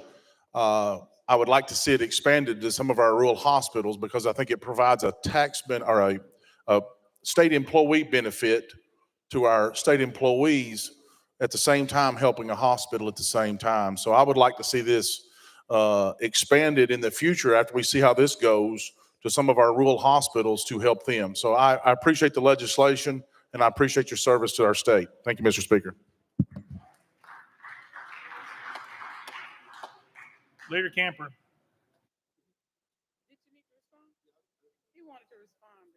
I'm sorry, Representative Jernigan. Thank you, Representative Butler. When we spoke with the State Benefits Administration, they want to use Nashville as a test to make sure if it's successful. I think it will be successful. We did this for Metro Nashville employees, when I was in the Metro Council. It's been very successful. Don't punish me for this bill, but it was the brainchild of Bo Mitchell back in 2000, I guess 8 or 9. But the goal is to get that statewide. So thank you so much. Leader Camper. Thank you, Mr. Speaker. Chairman, I'm really going to miss you. We always have that person that is the subject matter expert on different things, and you're that person. The caucus always have a person that, when in doubt, they look to for, like, okay, how is he going on this? And you've never steered us wrong. And so many members look to you when it comes to things like that. You've been a friend. You have counseled me in my position as leader, and I appreciate it. You've always, if you thought I was going off a little bit, you didn't mind coming and telling me and redirecting me and giving me advice. And I greatly appreciate that, because sometimes people just will think it and never say it. And so I really appreciate your confidence in me and all the guidance you've given me over the years since you've been here. And I think you are like one of just a few who, in a bipartisan way, have served in, as a vice chairman, which you're doing now. Congratulations on that. And it just means a lot for us to have had you to have served with you. And again, I know your family is going to be ecstatic. You'll be at home, hopefully a little bit more. And I know they've sacrificed a lot too with you being here. So I appreciate you. I love you. I'm going to miss you so much. But I do know you are just a phone call away. So when my number pop up, make sure that you answer it. I appreciate you. Thanks, Jernigan.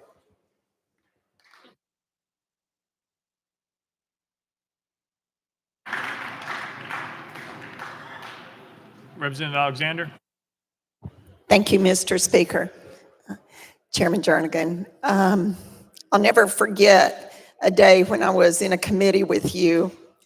I was doing a very emotional bill. And when I got back to my seat, I was shaking. And you reached your hand over and grabbed mine and held it until it stopped shaking. You take reaching across the aisle to a whole different level, my friend. Thank you.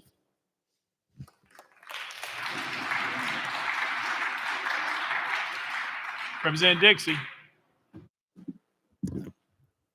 Thank you, Mr. Speaker. I don't think a lot of people knew this, but Representative Jernigan and I went to high school together. Yeah, I know it's hard to believe. I look so young and he looks so old. But he was a senior when I was a freshman. So I had to become a state representative for him to talk to me. But I wish you well. I'm glad in your new position and glad to have you there. So thank you for your leadership here, and thank you for being around and showing me the ropes and being an ear to listen to and taking me under your wing when I got here. And I truly appreciate you. So thank you and good luck.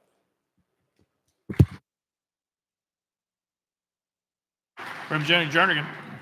Anything? Nope. All right. Representative Keem. Thank you, Mr. Speaker. I would like the honor of saying to you and my colleague, question on the bill.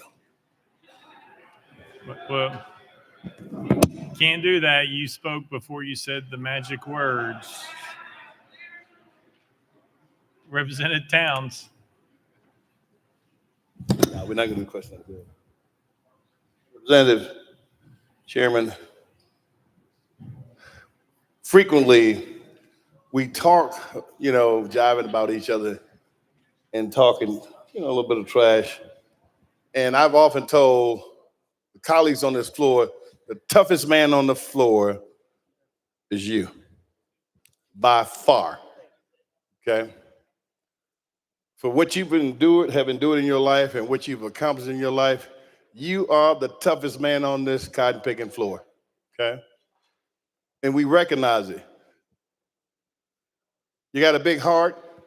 You taught us how to be human, sensitive, how to reach out and touch each other.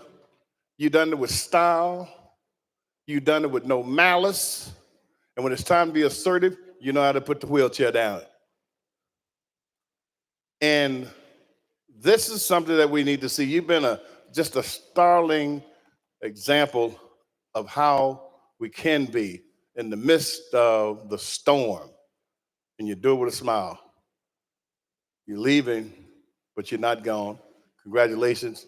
And as I say, you got a family here still that you helped build. You put bricks in this house, so come back anytime. Fare thee well, my friend, again with you. Fare thee well.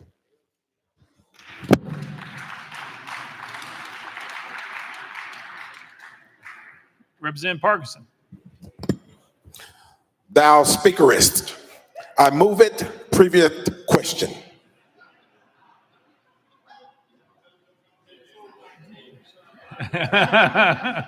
Roll 19. All right. I think I understood that. Previous question. Any objection? Yeah, that's right.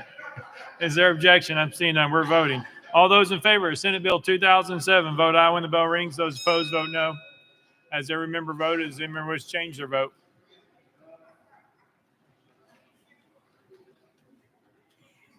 Mr. Clerk, please take the vote. Ayes 94, 2 nays, 1 present, not voting. Senate Bill 2007 having received constitutional majority, everybody declare passed by objection. Most rig series table.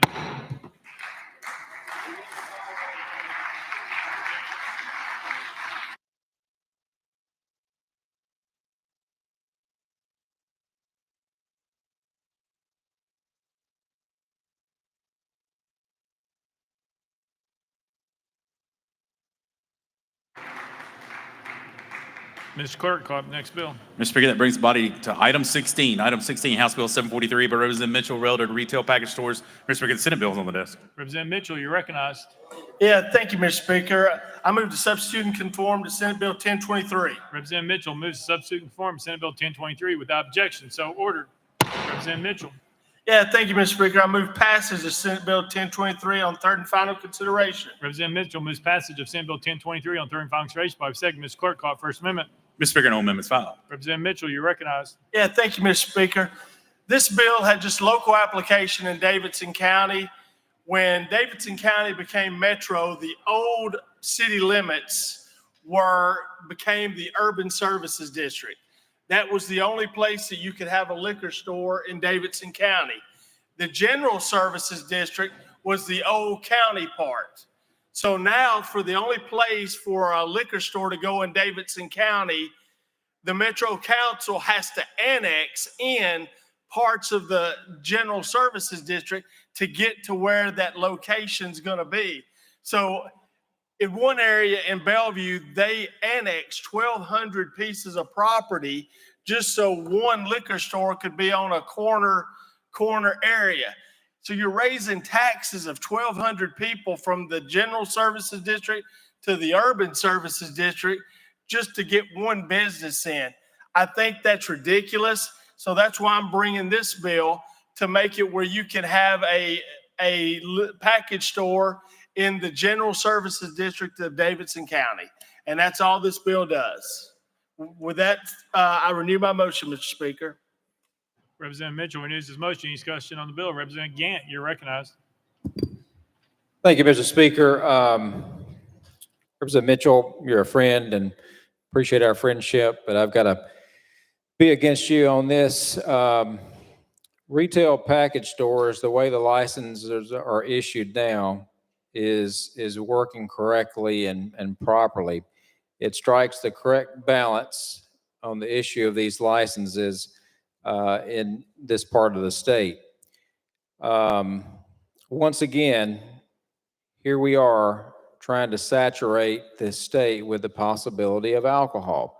I don't think we have any lack of access to alcohol across this entire state, and especially not here in Middle Tennessee.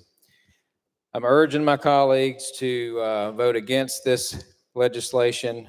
We've got to strike the right balance. What's been working for many years here needs to continue to work this same way because it strikes the right balance of these licenses as they're issued. We don't need to give a blank check to this process. As I said, the regulation of this is working the way it should.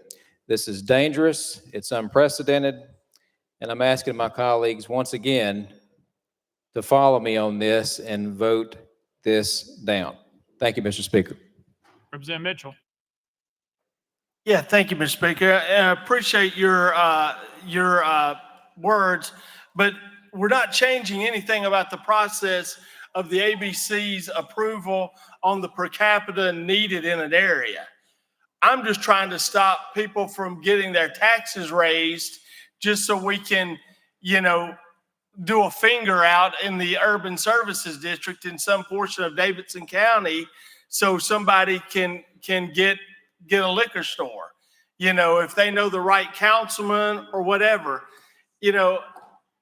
Just because there's a package store that has wine and alcohol doesn't mean those people who are going in that store to get a bottle of wine are going to abuse that product. So we're not changing anything. If anything, if we're worried about people drinking and driving, we're making it closer and convenient to their neighborhood where they're not going to drink and drive. I renew my motion, Mr. Speaker. Representative Gamp. Thank you, Mr. Speaker. Again, this has been tried for many years with this body, and we've voted it down, and I ask you to continue to vote it down. Thank you. Representative Mitchell. Body, I've been here for 12 years, and this is the first time this type of legislation in Davidson County has been brought forth in this body. I mean, again, all this is doing is stopping. Like I said, the last time a liquor store was brought in my area, the councilman next door to me annexed 1,200 pieces of property, raised people's property tax about 25 to 33% to get that one liquor store in. Then the Kroger shopping center across the street from that came to me and asked me, why weren't we including it in that? And I said, I'm usually not in the habit of raising people's taxes, but if you would like me to raise your taxes, I will. So I annexed that one shopping center for Kroger who asked for it. So I got it with one piece of property. So in my time in the General Assembly, this is the first time this legislation's ever been brought here. I appreciate my friend from West Tennessee, his concern. He has every right to have a concern. Believe me, I have all the respect in the world for him. But this is a different situation. This is just a local application to Davidson County. Again, Mr. Speaker, I renew my motion. Representative Parkinson, you're recognized. Thank you, Mr. Speaker. Let's move to question. Previous question been called. Is there objection? Seeing none, we're voting. All those in favor of Senate Bill 1023, vote aye when the bell rings. Those opposed, vote no. As every member voted, does any member wish to change their vote?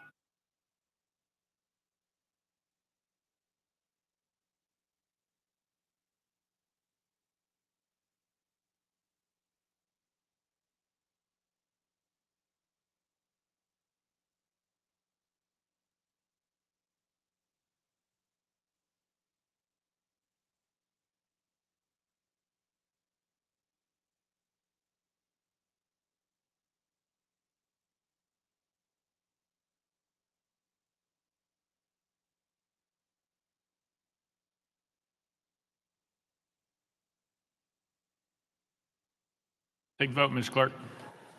Ayes 36, 47 nays, 16 present not voting.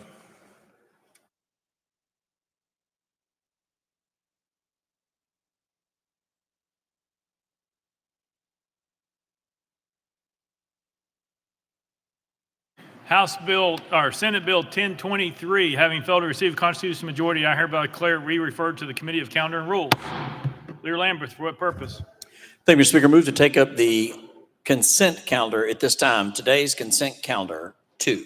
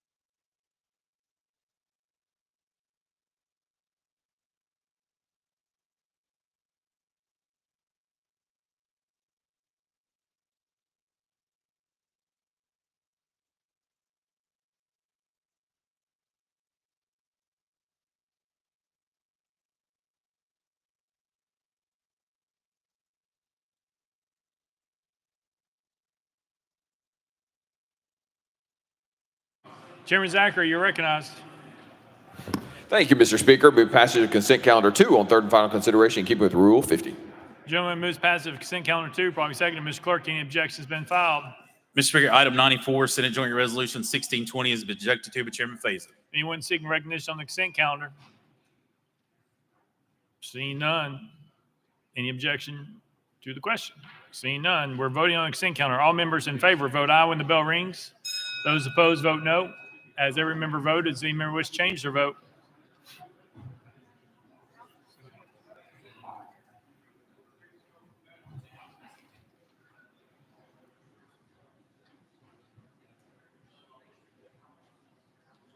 Mr. Clerk, please take the vote. Ayes 96, 1 nay, 1 present, not voting. Having received the constitutional majority, I declare consent calendar passed by objection and most weeks here is tabled. Leader, yeah.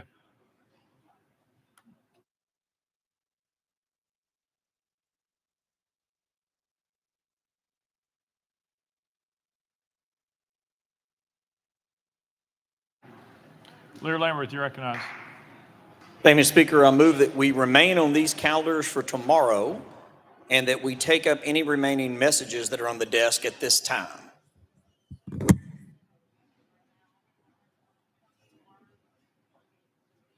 This proper motion, probably seconded.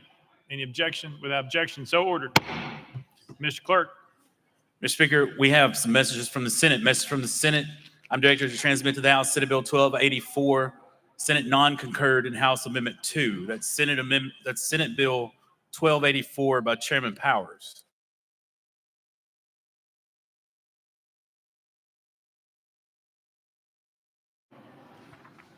Chairman Powers, you're recognized.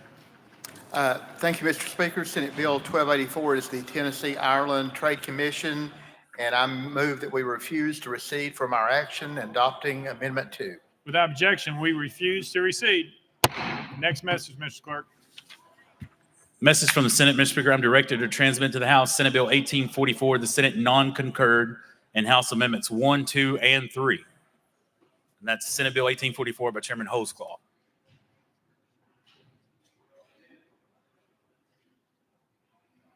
Chairman Holtzclaw, you're recognized. Thank you, Mr. Speaker. I move that we refuse to recede from our actions in adopting amendment number 1, 2, and 3. Without objection, we refuse to recede.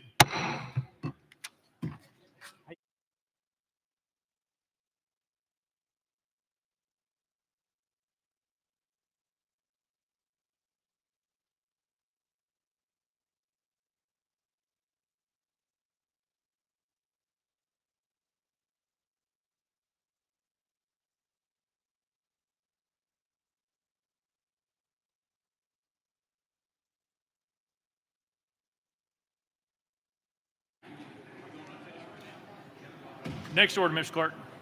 Unfinished business. Unfinished business. Chairman Vaughn, you're recognized. Thank you, Mr. Speaker. I move to refer House Joint Resolution 1484 to the Banking and Consumers Affairs Subcommittee. It's proper motion, properly seconded. Any objection? Without objection, so ordered. Unfinished business.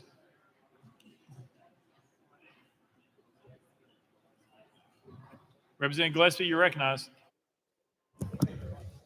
Thank you, Mr. Speaker. Upon consultation with both leaders, I move that the rules be suspended for immediate introduction and consideration of HJR 1502.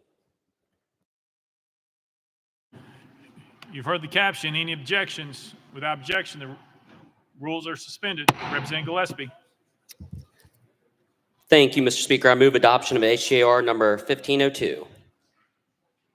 Representative Gillespie moves adoption of House Joint Resolution 1502. Probably second. Mr. Clerk, can you read the caption, please? A resolution to honor the memory of Alfonso Perea of Memphis. Any objection to the question? See none. We're voting. All those in favor of House Joint Resolution 1502 say aye. Aye. All those opposed say no. The ayes have it. I declare adopted without objection. The motion reconsiders table. Next order, Mr. Clark. Announcements. Announcements. Mr. Clark.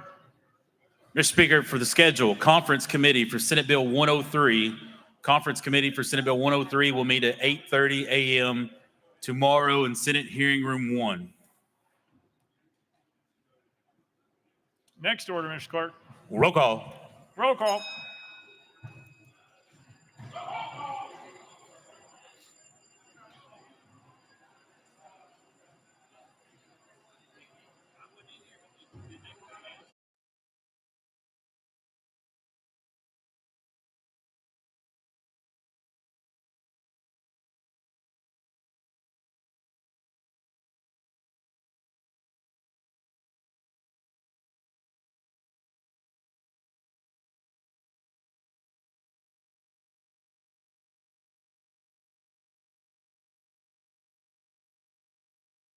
Take the roll, Mr. Clark. Mr. Speaker, 99 members present. Next order, Mr. Clerk. That completes the regular order, Mr. Speaker. Leader Cochran, you're recognized. Thank you, Mr. Speaker. I move the House stand in recess until 9 a.m. on Thursday, April 25th, 2024. Without objection, the House stands in recess till 9 a.m. on Thursday, April 18th, 2000. It's not April. April 25th. Without objection, the House stands in recess till 9 a.m. on Thursday, April 25th, 2024.